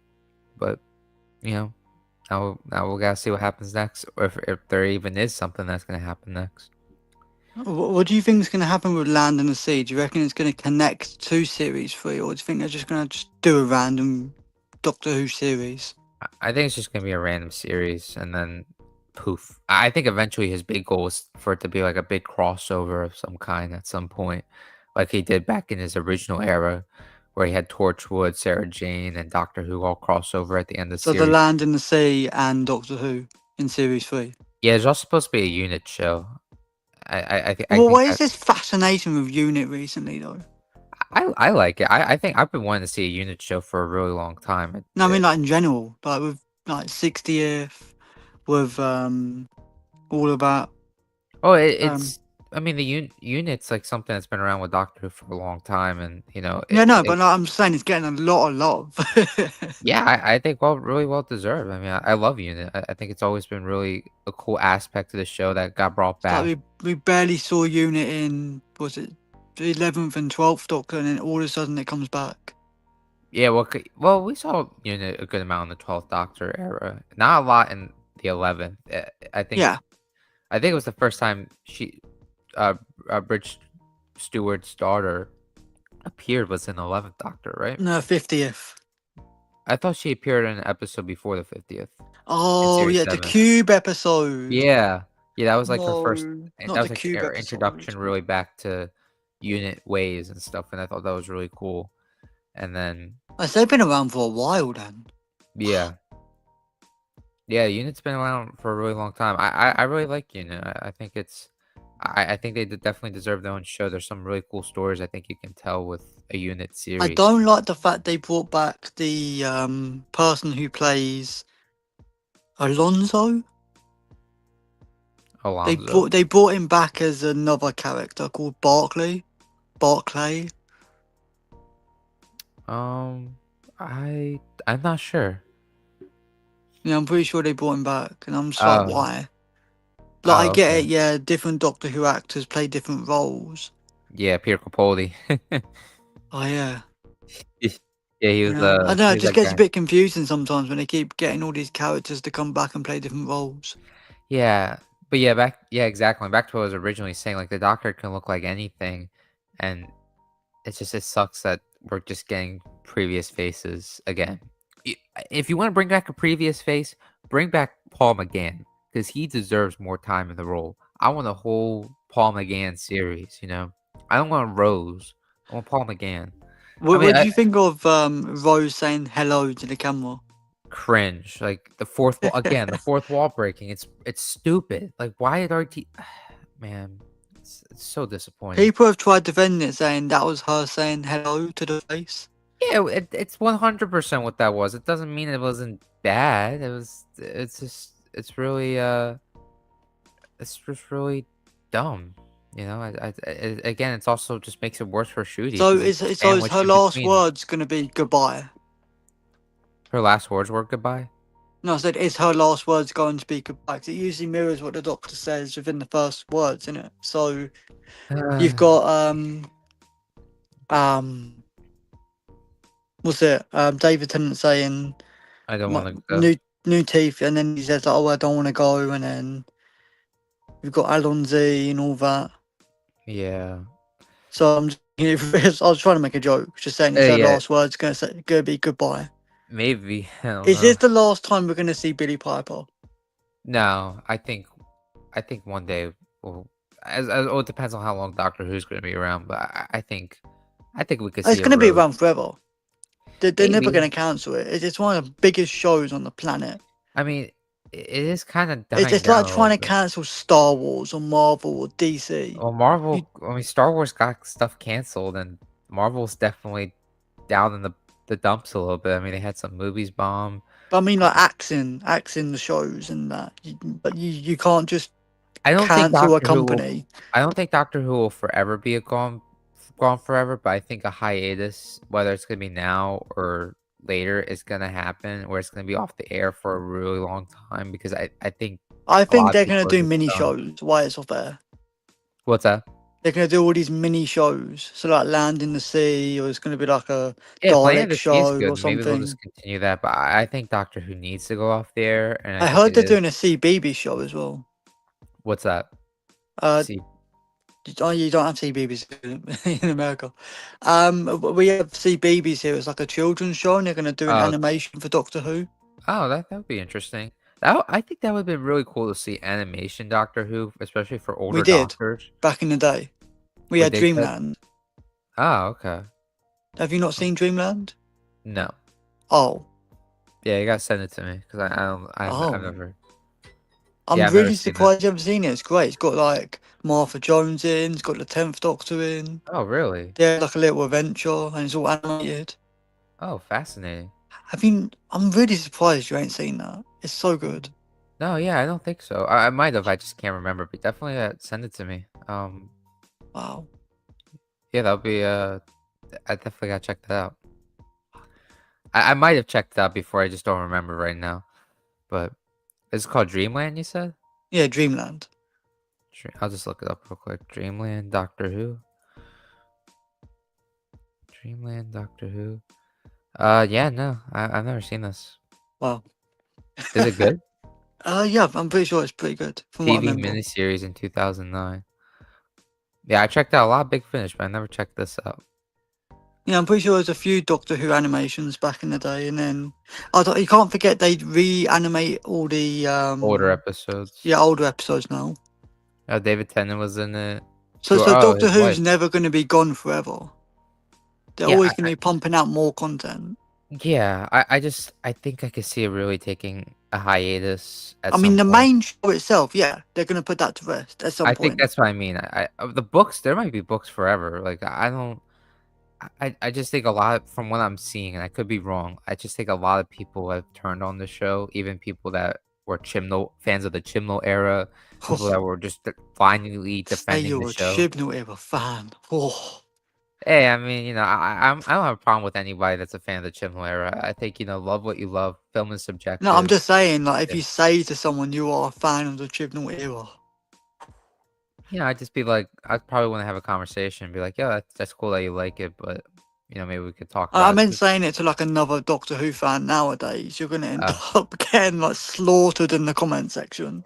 yeah, I think it's yeah, I guess so. It wasn't me like criticizing. It was me saying if you say that to someone, whoa, Oh yeah, you get like verbal abuse it's not a coming your good way. time in a minute to be saying that. Yeah, yeah, Give it like definitely. 10 years, then you can come out and say it when there's more love towards the Chibnall era. If there ever will be, I mean, maybe there will be. I don't know. I I mean, think everyone hated. I don't know if you remember this. I think yeah, we were quite young, but everyone hated series two. series two. Yeah, with Rose and the Doctor, the Tenth Um, Doctor. I remember I don't. everyone hated it when I was younger, I and now remember. everyone loves it. Well, I'm in America. I guess it's a little different, but I remember everyone, at least from what I knew from people that watched Doctor Who, they liked it. But I guess it was different in the Yeah, I UK. remember people not enjoying Series 6. I remember people not I enjoying Series 2, Series 3. I Like, the remember people hate's not. always been there. I remember people really not enjoying series 6, 7, 10. uh, 8, 9, 10. Yeah, those were So, like I like, so, remember like the that was when hate has things started always to been turn. there. Like, the criticism's always been there for the show. Yeah, it just there's certain ones have more criticism than others. Like I definitely noticed like the 11th Doctor season being heavily criticized. It was like a tiny bit, but still really popular because people loved watching Matt Smith Yeah. because he was hot. Because I remember a lot of people saying that. It's like, oh my god, I love the 11th Doctor. He's so hot and this and that. I'm like, yeah, yeah, I like the story, but yeah, that too. And then the 12th Doctor came, and oh my god, the hate. It, it was like really that was when the hate really started to happen. Like people really turn on the show with the 12th Doctor, and then the 13th Doctor happened, and then it was even more dislike, and then the I Timeless think there Children was a thing lot of happened. hate when Matt Smith came on because all the Tennant fangirls. Yeah, Tennant Smith did get some hate when he first came on because he was so young too. And he was an unknown actor as well. Yeah, yeah, that definitely had a bit to do with it. Now, But nowadays, Matt I, Smith's a household name, but back then, no one knew who he was. yeah, and now He had done Smith like is one what of a the best handful doctors. of niche films. Yeah. Now Tennant's one of the best doctors we've ever had. He's like, for me, he's like, I think my sixth or seventh favorite doctor. But yeah. So back to RTD. Final thoughts, on RTD before we move on I'm to just hoping that he can do something for series 3 yes, I hope so too. I hope he listens to the because as much as criticism. people don't care about the ratings, they're there for a reason to show people Yeah, it like just the backlash on its own too is really bad. Like I yeah, said, like people that blindly defended the show for the longest time. I don't have a problem with people doing that, but people that really were defending Doctor Who have turned on it. And when you have those people turn on you, then you're kind of in trouble, in my opinion. yeah. That's But I just me. think the ratings have also been dipping as well because of streaming. Everyone has Yeah. so much more Well, choice now. You're not just sat in front of a TV. it's not. I don't think it's coming back to Disney Plus. I think RTD messed that up. I think he didn't make something captivating enough for people to stick with it. And like it had the views and ratings for the 60th on Disney Plus and everywhere. But So, so the love is still there for the show. yeah, it's just they're just not doing it right. You just gotta make a good story. And he's Just bring back David Tennant, but then he can't do it forever. So you have to find a way out of I don't even having want another David. Doctor. I don't want Tennant back. Like, I mean, maybe for specials and stuff, but I don't really want Tennant back. I just want an interesting story with a new doctor. Stuff that we got previously, But I essentially. think people watch the 60th for nostalgia. I don't think they actually watched it for the actual story. No. Well, they also were. People were really excited for Russell T Davies to come back too. Like they heard him coming back. Oh It's like, yeah, oh, after like 4 years of having Chibnall, anyone be excited for someone yeah. else to step in. Yeah, and I mean, I was right for one thing though. I mean, we did get something better than the Chibnall era, in my opinion, at least. Like, I felt like the Chibnall era was borderline unwatchable. I don't think there was a single episode that I liked from the Chibnall era. Not a single episode. No, I either What? hated it, or I was bored, or I was just like, this is cringe, or this doesn't What feel like about a if you doctor. went back and revisited some episodes? Do you reckon?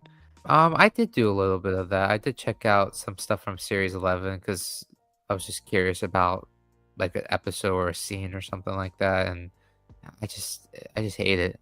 See, I don't hate Series 11 like I hate It's just the boring, isn't it? Series 11 is just boring.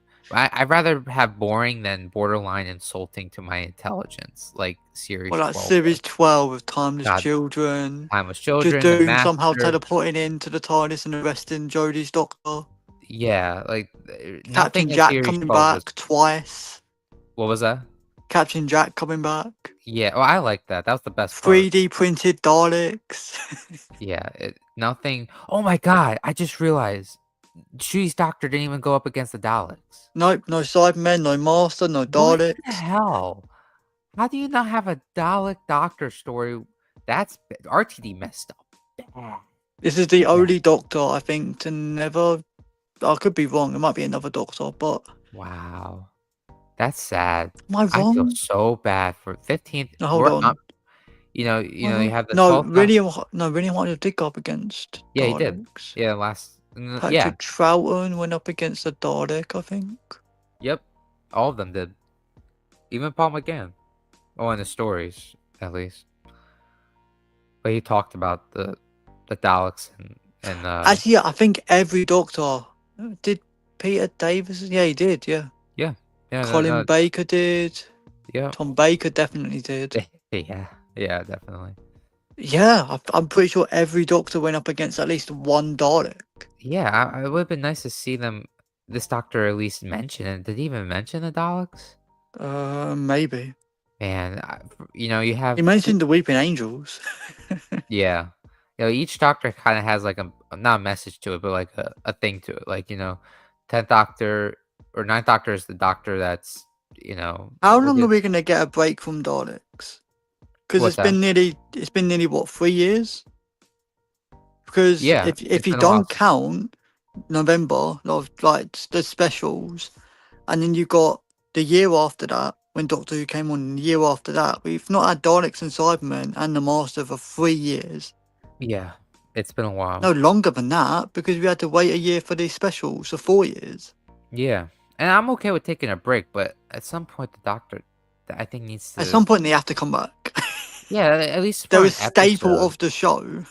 Yeah, it's just something it's interesting to see what each doctor can do with the Daleks. Like, how do they interact with the doctors? It's the doctor's greatest enemy. It's interesting to But I see. think they can't bring them back because Jodie basically wiped out all the enemies in Flux with the virus, literally just wiping out everyone. Again, I don't care what I don't know. I mean, I do care what the Whitaker era did. I mean, I get people like it, but I was just saying for a And new because era. Russell T Davis is following on from Flux, sort of, Yeah, I just I wish think we. that's why Daleks ain't come back.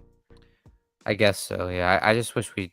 I mean, again, I'm fine with taking a break from the Daleks, but having this doctor not even go interact with the Dalek is just really. It's just not. It just makes it even worse. Like looking at this doctor, looking back at it, because again, Yeah. this is going to be a doctor that's going to be known for wasted opportunities. For me, And really rubbish monsters. I mean, what memorable monster can you think of?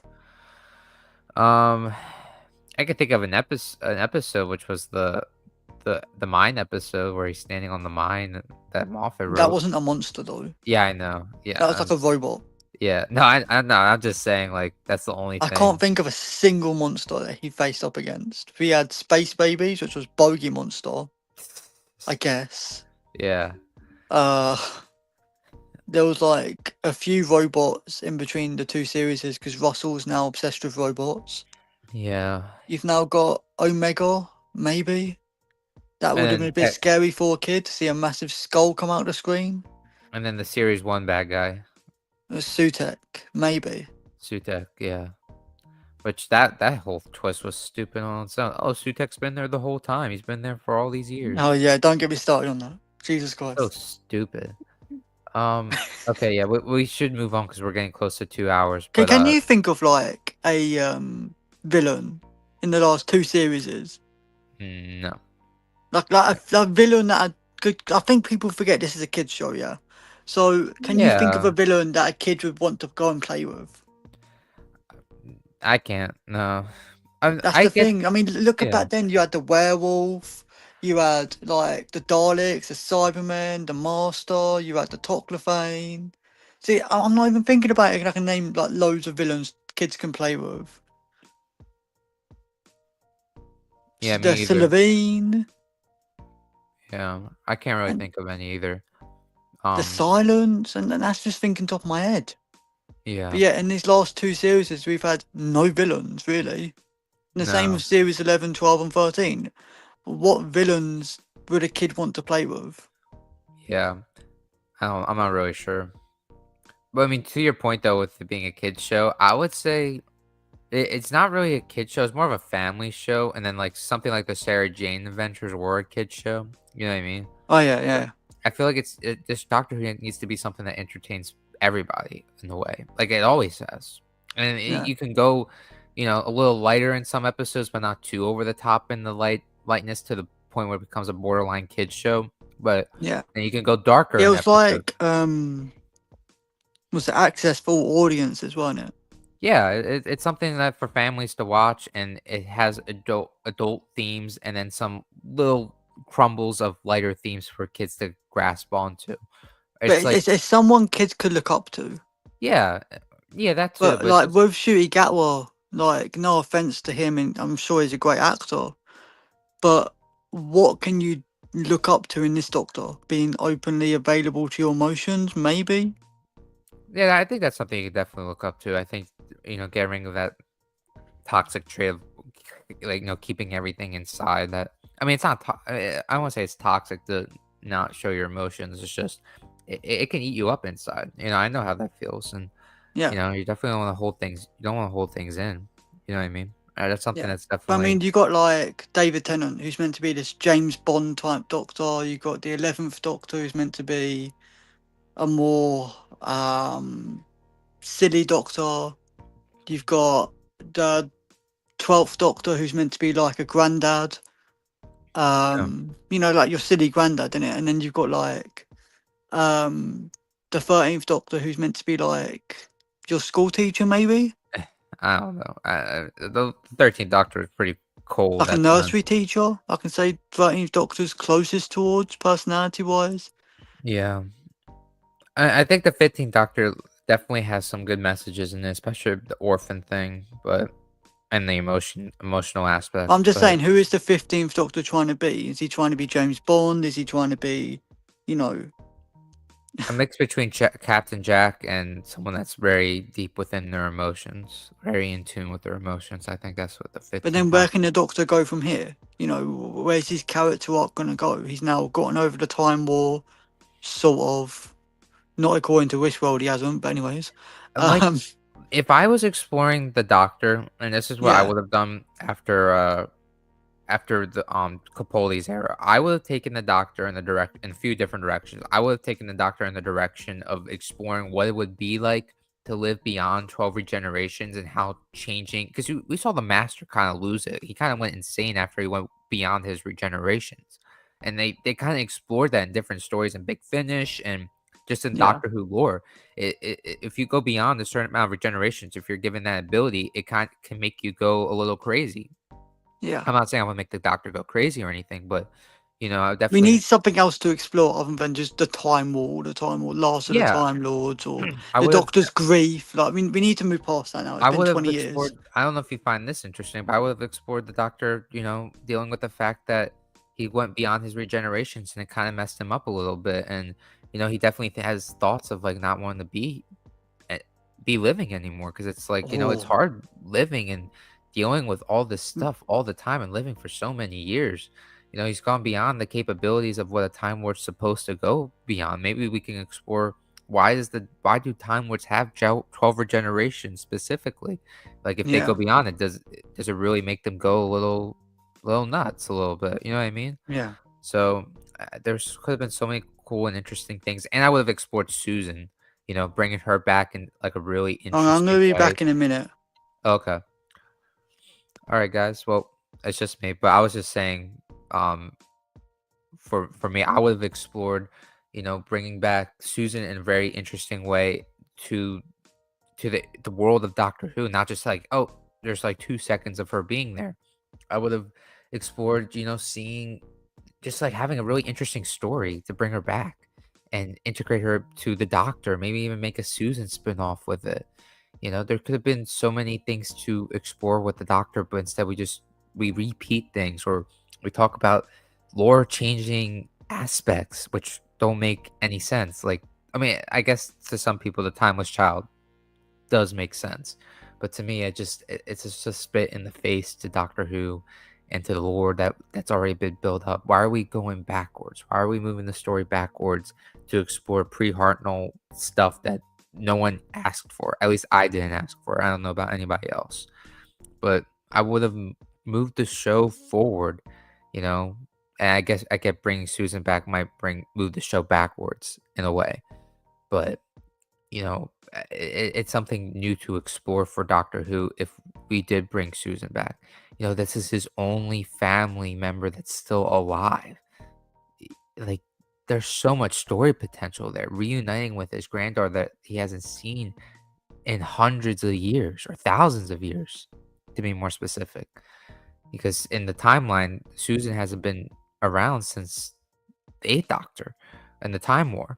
Like, where did she go after the Time War? That's something that could have been really interesting to explore. And maybe you could explore what the Doctor was really like as a grandfather. More, why did he leave Gallifrey?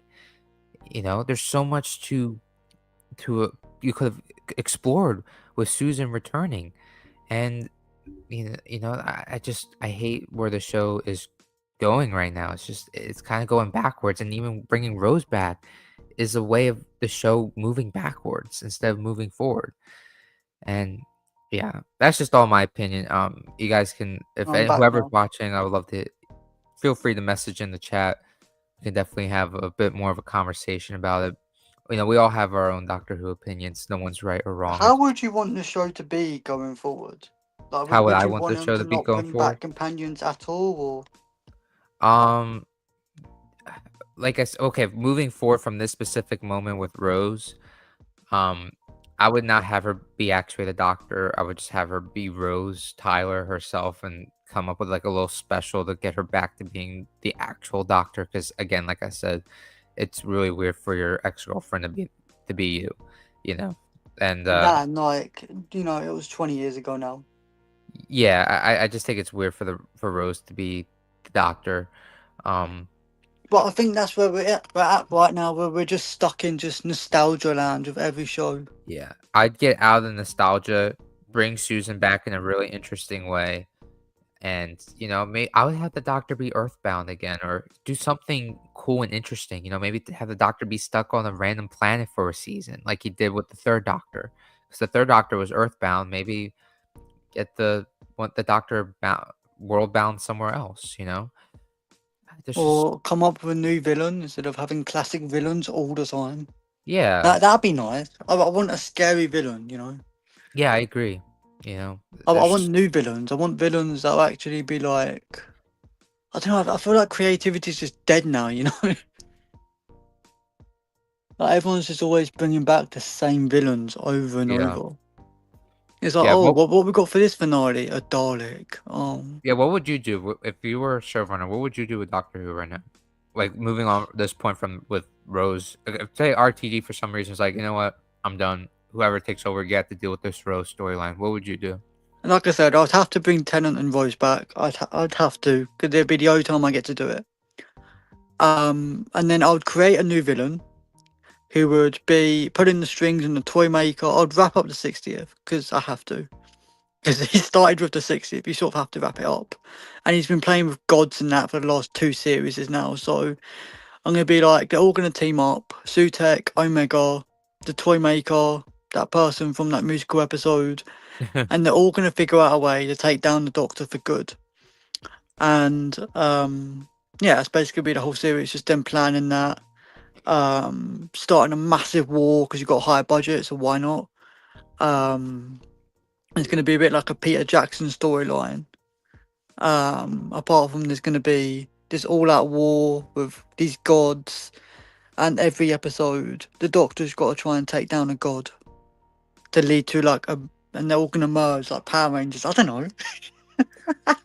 Yeah, I mean, That yeah, was just on the spot. I didn't actually do any yeah. planning Oh on yeah, no, that. on the spot that was really good. That's better than something Chimnall ever did. So I give you that. But there's going to be a massive god, like there's going to be like the beast, and the Doctor's got to try and take down the beast. Yeah. Oh yeah, that sounds really cool. I'd be down to watch that. I'd be down to watch that more than It's just anything. on the spot. What about Hey, you? you did better on the spot than Chibnall did in like 4 or 5 years. So that was really good. But How would you go about it? Would you have a classic villain come back? Would you have you know David Tennant come back, or would you have I don't know? yeah, like I said, like if I had to take over right this specific moment, I'd probably use some of my ideas that I had for post Capaldi era.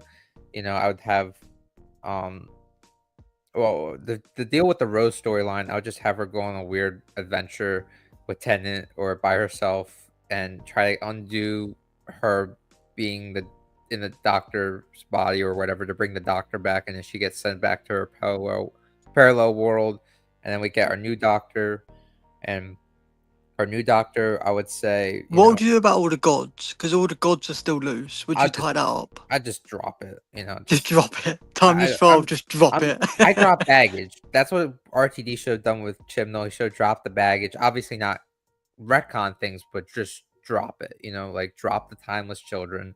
Just like how he dropped the Doctor being half human. We don't talk about that. Well, we kind of did Yeah. in series 9 a little bit. There was like a little hint of it, but It was it's like really easy. hybrid, yeah. Like Yeah, half well, Dalek, half human, half yeah, Time there was Lord, like a whatever little that hint was. of it, but it wasn't really that explored. It was just hinted at. Yeah. I hate that. And That then that never got brought up again. Yeah, exactly. That's what I would have done with the Timeless Children. You don't need to bring stuff up. Doctor Who has a history of just dropping things. Just like the Seventh Doctor was being hinted at As being the more than other, just yeah.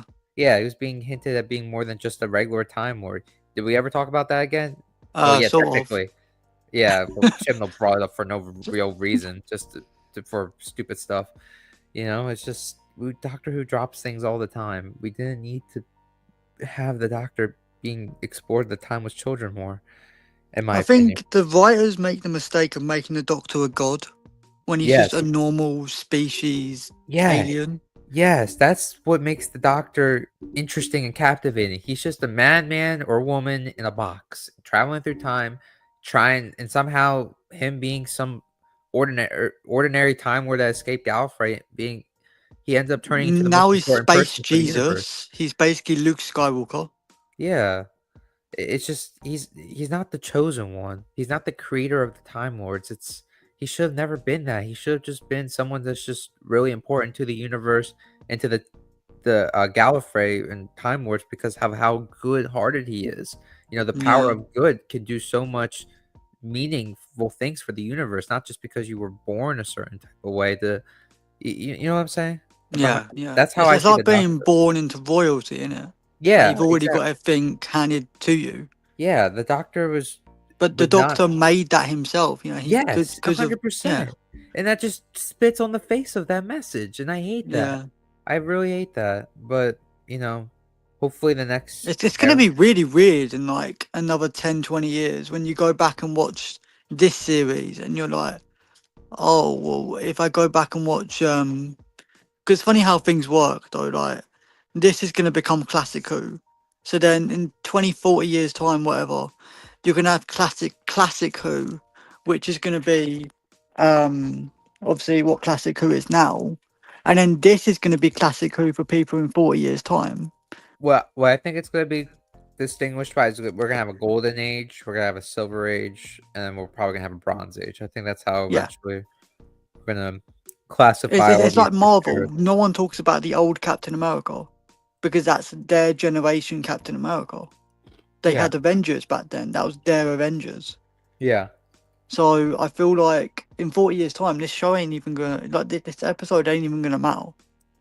It's No. just gonna be another classic Doctor Who to people in 40 years' time when we have kids. Yeah. Yeah, exactly.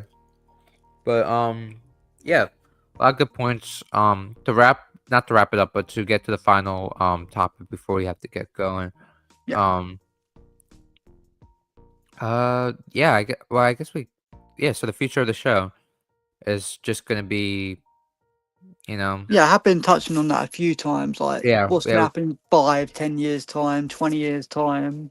Yeah, and the 15th Doctor is just gonna be looked at wasted potential and wasting of an actor.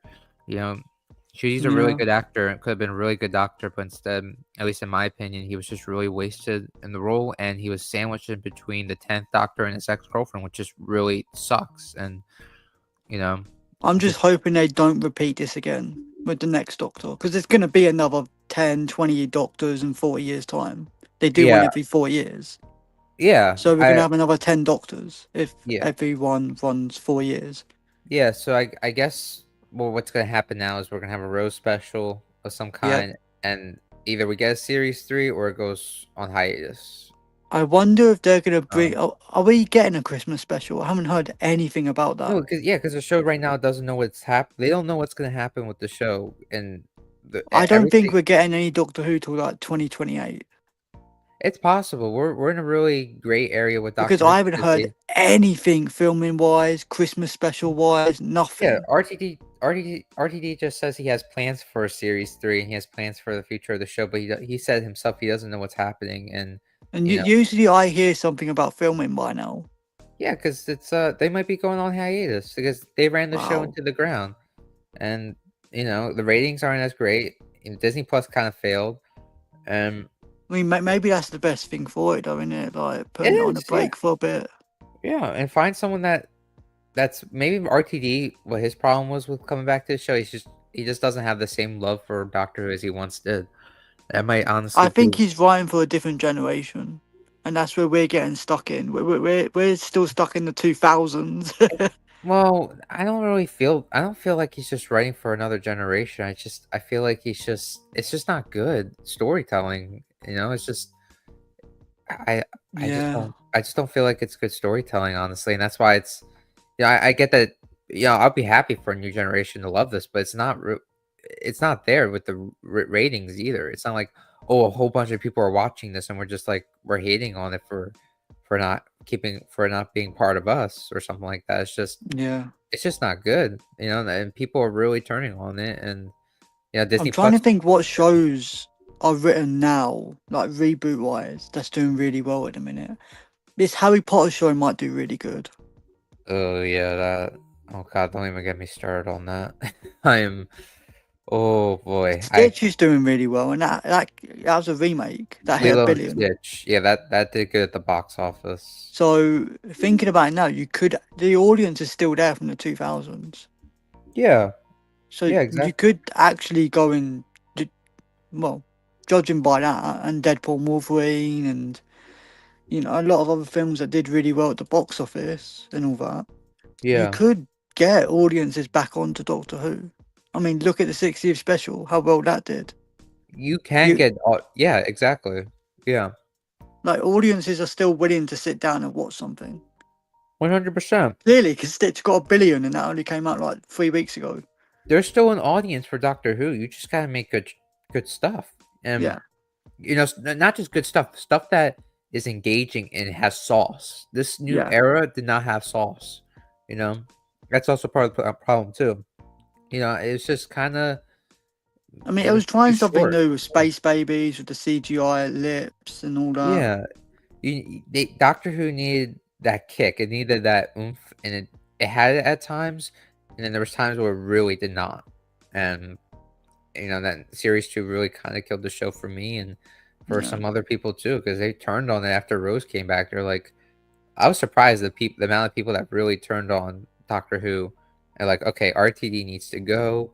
I was like, whoa, where was this energy for the Chibnall era? But they're having this energy for Russell T Davies right now, and the show's just in trouble. And I was really positive and optimistic for this new era, but the facts is it's not there for the yeah. I think people. even you said yourself on messages that you've just tuned out of Doctor Who now. Yeah, I'm pretty much done. I might make a video of like actors I would like to see become the Doctor. Yeah. Um, right now, like as the next Doctor, Would because you go and watch The uh, Land and the Sea? Would you reckon yeah, your love would come back after watching that? I don't think it'll come back. I mean, I still love Doctor Who. That's never gonna go away. It's just they, You just don't like the direction it's going in. no, because I made a list before RTD's era. I made a video. It was one of my first ones of like things I wanted to see in the new era, and RTD basically did all the things I didn't want to see in this new What? era. Do you reckon he watched that just to piss you off? What's that? You reckon he watched it just to piss you off? Yeah, he probably watched my video and he was like, "Okay, let's do everything that this video says not to do. Let's do that." I said, "Don't explore the time with children. Completely ignored it." He explored it. I said, "Try to do some new stuff and things like that, but don't like do weird stuff like Chibnall did, like and he ended up doing the fourth wall breaking and musical stuff."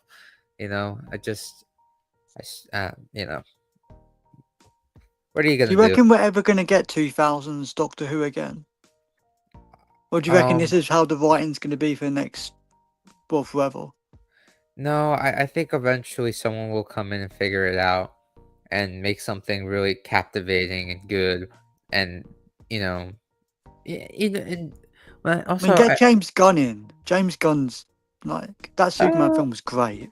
yeah, it was great. I don't know if I would want James Gunn to be doing Doctor Who, but At least he like would I have a said, little space pet with the Doctor. He seems to have a really good obsession at the minute with, like, CGI animals. yeah, you could bring back K9. Yeah. If James Gunn did Doctor Who, you could bring back K9 and He would bring back K9. yeah, but yeah, if I had to choose someone to run Doctor Who, it would be Peter Jackson because he has some really cool ideas, according to him. And I think What about the person who did that vampire film? What's it called? Sinners. Ryan Coogler, Yeah, what about him? he's not gonna do Doctor Who. I don't think he would. I think he's too big in the movies to do something like Doctor Who. You have to find like a really good showrunner to do Trying to think of a make. good show. What about the person who did Andor? Yeah, Because maybe that's him. that's sci-fi, ain't it? So Yeah, maybe Tony Gilroy because he's not doing any Star Wars anymore. Maybe he could come on to Doctor Who. And you don't have to make something really dark and adult like Andor, but the vibe of the Moffat era was kind of perfect in my opinion. It yeah, had very mature themes. It had like yeah. You had adult. like themes of pregnancy. You had Yeah, it themes had of a, like relationships breaking apart. yeah, it had Sort adult. of. I mean, the breakup thing was skipped on in series 7, but here we are. Yeah, but yeah, it had some really adult themes in there, and I caught on to it as a kid. As grief was a big thing Yeah, in series 5.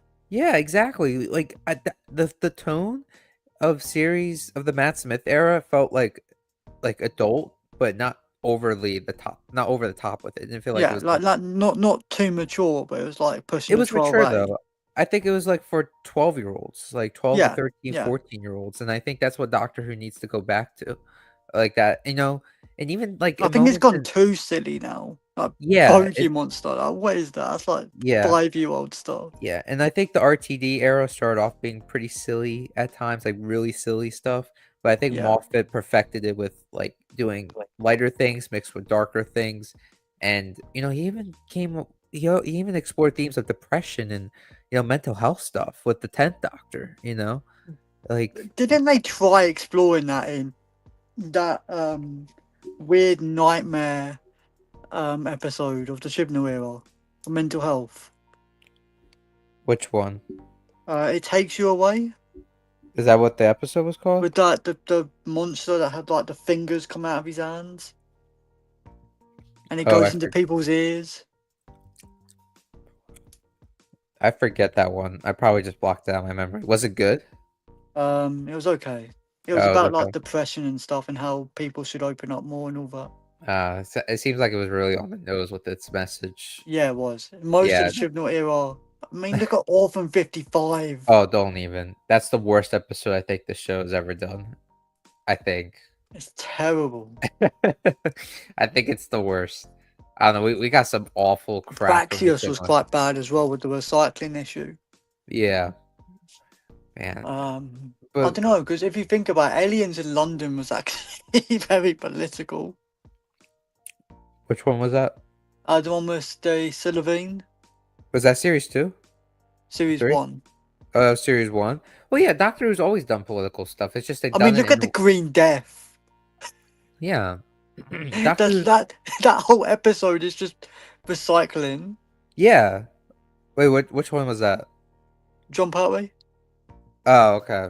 Okay, gotcha. I'm just saying it's always been Yeah, political. It's it's just been I don't more have a subtle problem. about it. Yeah, do political messages, do messages, do any kind of message. I think that's great, bring it on. But just, the story has to be good though. Just You know what don't I do mean? Orphan 55 Don't do level. Orphan 55 or you you know what I mean? Yeah, It's like don't do that. Don't do stuff what the Chibnall did. Do stuff like early RTD. They did, or even Moffat. Moffat did some good political stuff too. Whenever he did dive into it, like nuclear power with the Zygon invasion series yeah, 9. Those 2-part episodes were great, and it dealt with like what's the point of war? What's the point of this, and that? You know what I mean? yeah. Yeah. So just gotta get a good showrunner in there, and Well, what do you think about doing past episodes? So like episodes set in like I don't know, 1800s, 1700s, all yeah, that. I want that. In my original pitch, like if I ever make this video of like what I would have done after Capaldi regenerated, I would have had him regenerate into Haley Atwell, and she would have been Earthbound in the 1800s on Earth, Oh and then wow. she would be in like this town, and there's like a little bit of like an alien conspiracy going on in this town, and while that's all happening, she's still like So it's like a western town then. not Western town. It would have been like London 1800s, I would say. Like All right. very, yeah, 1800s London. She would be stuck there for a whole season, not like forever, just for a whole season. At the end of the season, she would find her TARDIS, and then she would have a companion from there, and then, well, okay, I don't want to get too into it, but yeah, like just real quick, I'll just talk about it. Yeah, so I have um yeah, she would be Earthbound. The TARDIS disappeared. She would be stuck in the 1800s, and then it would be Haley Atwell as the Doctor, and she would still be dealing with the effects of the end of Twice Upon a Time, where because the 12th Doctor didn't want to even be around anymore. Like that was like the 10th Doctor, but near the end was dealing with depression and stuff, and I would lead that into the next Doctor. Like, why should I keep going? What's the point? Like why do I want to keep going through the cycle of watching everyone around me die? You know what I mean? Yeah. And then yeah, so there would be like this alien conspiracy theory. She would meet this guy who would eventually become her companion once the TARDIS shows up. And yeah, it's just throughout this whole season, she eventually uncovers what the alien conspiracy is, while also going on all these adventures in this town. And Would there be like any like I don't know, alien animals? I don't know about alien animals, but there's definitely an alien conspiracy going on in this town. I Like mean, like, what would it's the companion be? Is what I'm asking. oh, the companion would be a guy from that town from the 1800s. So, and that's another thing I would want to do too, is make a companion from the past. So I would take this companion and move it. I You think know, it's so audiences can relate. I think that's why they keep doing yeah. like yeah. But I liked back in the day in the classic Who, even like we had companions like oh crap, why am I blanking on his name? Well, Let's take a Andric, doctor's companion. Tegan, Nissa. Yeah, there's so many companions from the future and past back in classic Who, and even in Big Finish audios, Yeah. and I just think something a little different would be cool to like spice things up a bit. So I would have a companion from the 1800s, and then at the end of that season, I would have Susan appear as a man. So I think she, the Doctor having a pet would be quite cool. We haven't done that before yet. yeah, well, we kind We of had had that in K9. Canine, but I Yeah, guess I mean like an actual pet, like a dog or something. yeah, that would be pretty cool. I would like that for a doctor, To but like Superman, but like the Doctor with like yeah, that would be pretty neat. But yeah, but at the end of my first season as a showrunner, I would have like the way the TARDIS would appear back is with Susan. For some reason, the TARDIS went to Susan, and Susan was like brought it to where the Doctor's last location was, and then at the end of the season, it's like a Susan reveal. It's like, "Hey, Doctor," or "Hey, Grandfather, you missed me." I'd be like, "Oh," that would kick off my whole new era of Doctor Who. I don't know. Does yeah. that sound convoluted or no? I was thinking maybe um Susan could be helping the Doctor throughout the series, and then he finds out who she is.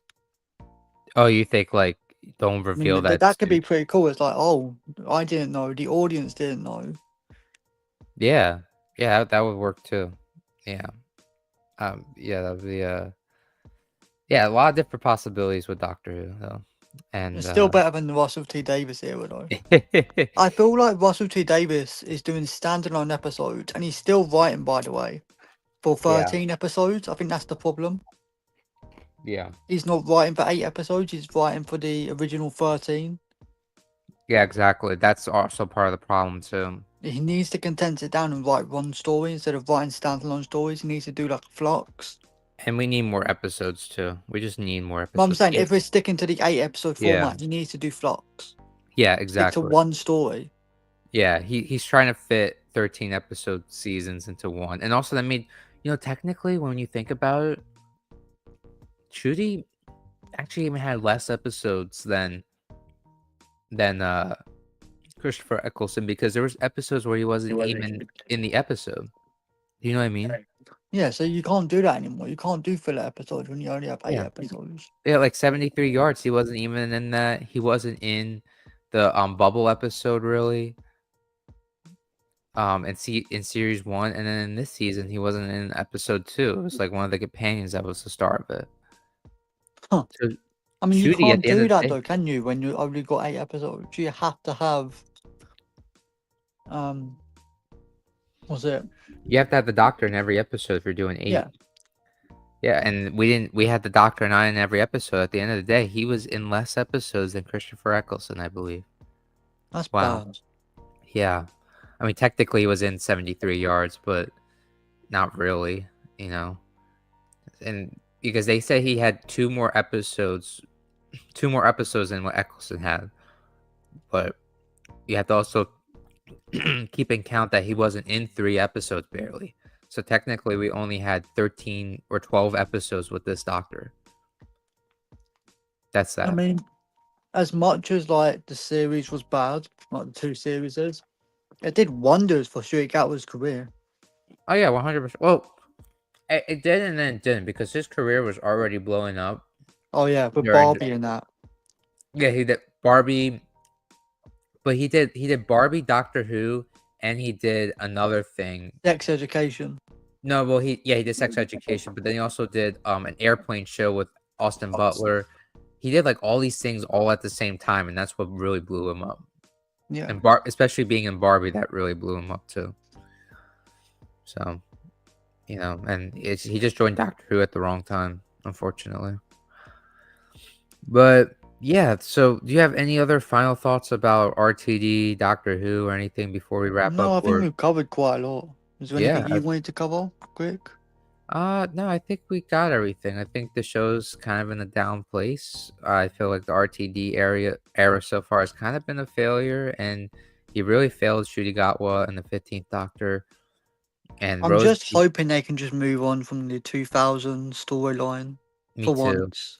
Yeah, and I hope we get the multi-doctor story Like, I again. don't want Last of the Time Lords anymore. It was fun in like the 2000s, and now Yeah. it's just getting boring. We brought it back, and then you got rid of it again. And, man, that's another thing I hate about the Chibnall era. He did that.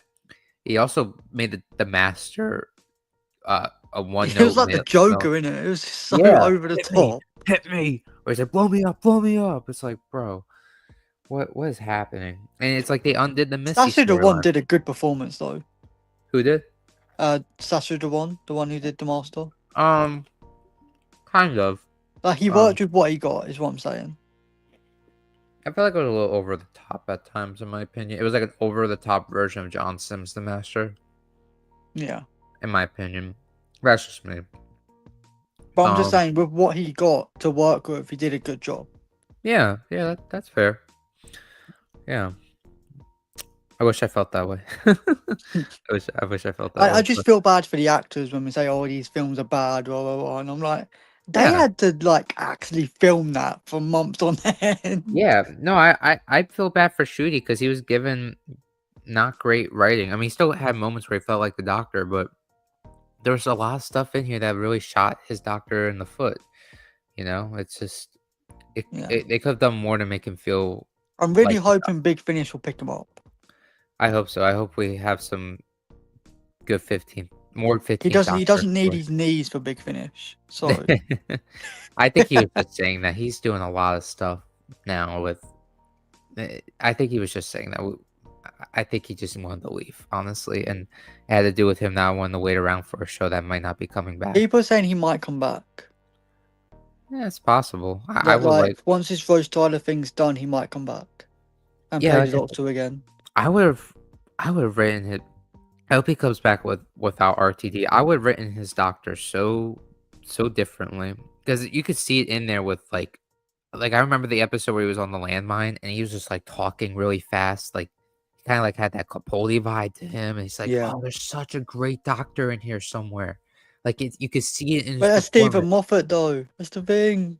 Yeah, I know, I know. There's such a great doctor in Ncuti Gatwa's performance, and then there's just times where it's like, what? No, no, this isn't it. Come on, RTD. What are you what is he talking about? Like, it just doesn't feel Do you like a reckon man. RTD's gonna do another Doctor after Rose and then leave? So it'll be like 5 Doctors. I think he might. I don't know. I really Because don't how know. many series do you reckon he's gonna do?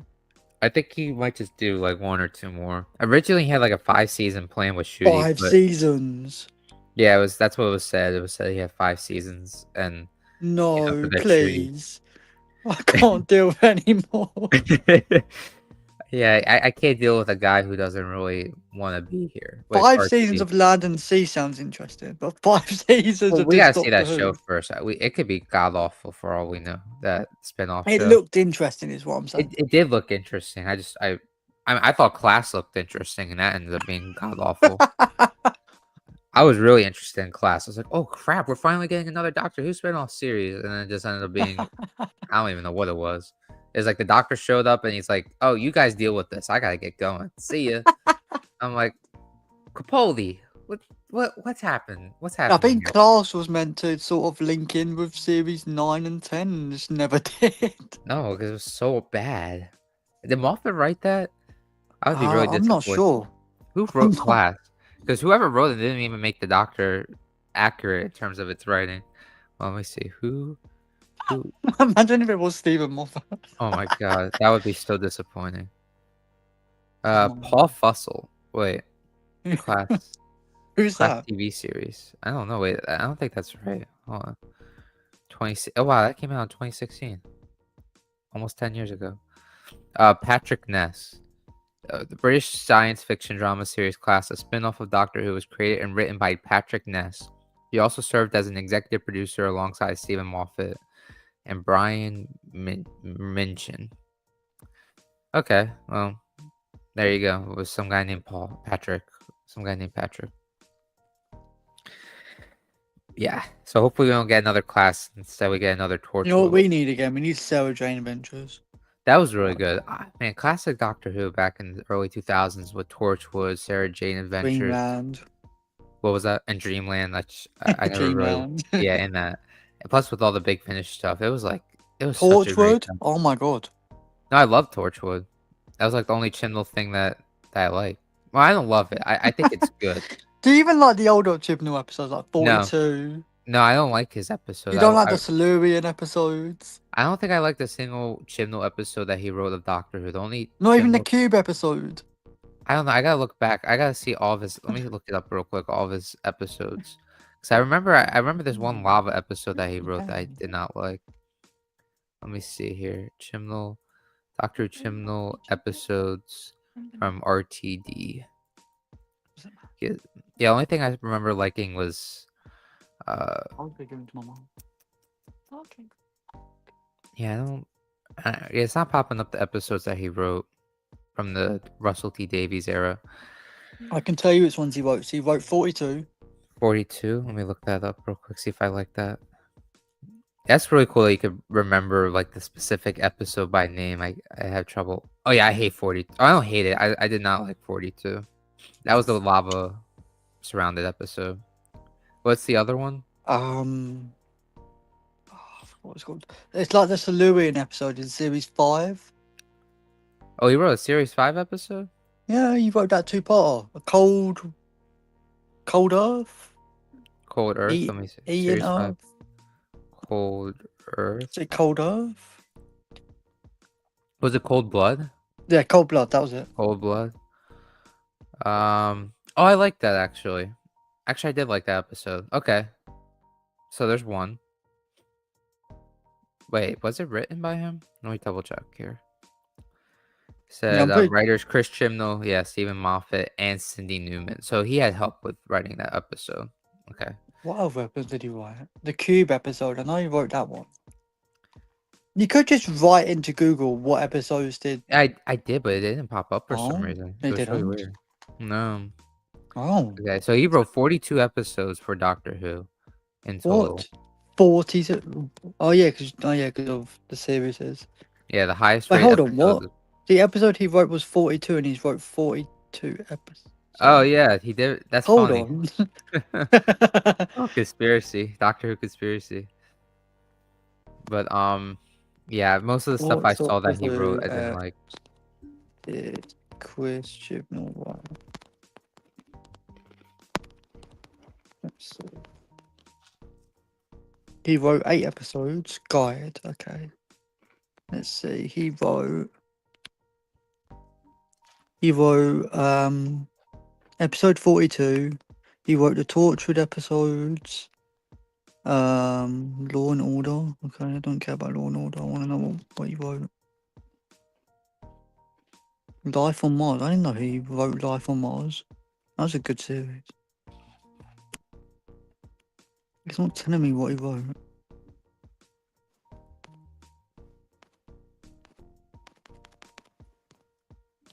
But if I put in any other showrunner, I bet you he'll tell me a list. But as soon as it comes to Chris Chibnall, Yeah, it's like no, we only oh here want we to. are. Chris Chibnall Wikipedia production list. Oh, okay. Hold on, I think I just found it. I wonder if he wrote anything for Sarah Jane too. I doubt it. But yeah, I liked his Torchwood stuff though. When it got him, I just saw it. Day one, Woman Who Fell to Earth, 42, Hungry Earth. Oh, you wrote that Cyberman episode. Which one? Oh, the Women's Cyberman episode, Yeah. right? Yeah, that was a Cyberwoman. That was interesting. Not really. Let's see what you wrote. Should be something somewhere. So I don't know. I can't find all the episodes, but That's okay. I know you wrote like at least 4 of them. But the good ones we're thinking of is Stephen Moffat with Silence in the Library, the Yeah. Empty Child, the Blink episode. Blink, one of the best of the show. I just looked at IMDb. The 2 best rated episodes were both solely written by Stephen Moffat. Blink That's crazy. and Heaven Sent. He's just Stephen Moffat got way too much hate. He's a goat. Yeah, especially when he's teamed up with another showrunner. He's really good, honestly. And even He's when really good at writing horror. yeah, he's also really good as the showrunner. Series 5 was okay in my opinion. Series 6 was great. Series 7 was really good. In my opinion, Series 8 was solid. 9 was, I would say, was bad, but had some really great stuff in it, like Heaven Sent, and then the Zygon episodes. And then Series 10 was really good. Was really great, in my opinion. What about Sherlock? I love Sherlock. I think. Well, he also had help with Sherlock too. There was 2 showrunners with that. There was Mark Gatiss, ain't it? yeah, the guy that plays Mycroft in the series was also showrunner. He's also in the new Fantastic Four as well. Did you know? He is, yes. I know. I always see him like, oh, Mycroft, yo, what's up? But yeah. So yeah, I really love Sherlock. That's one of my all-time favorite shows. First 3 seasons were really good. Season 4 was okay, but I hope it comes back though. Sherlock. I mean, I don't know. I think they're just gonna keep remaking it. Yeah. Oh yeah. We're forever gonna get Sherlock Holmes stories. I mean, look at Ilona Holmes. Oh yeah, we have that. I don't really. They're okay, those movies, but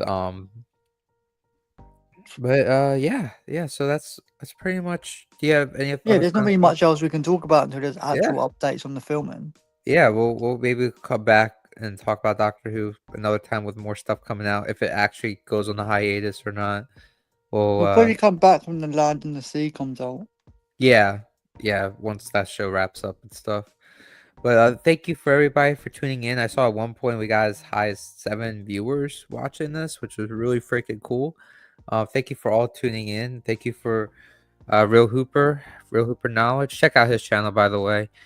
He's a really great content creator. Don't know if he's still here with us. Hope he's having a great day as well.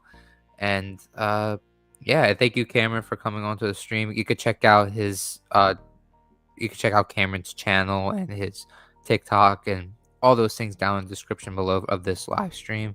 Thank you. And yeah, thanks again for coming on, man. Yeah, thank you for having me. All right. Hope you guys have a great day. I'll catch you on the next one. Bye, guys. I'll catch you in the next one.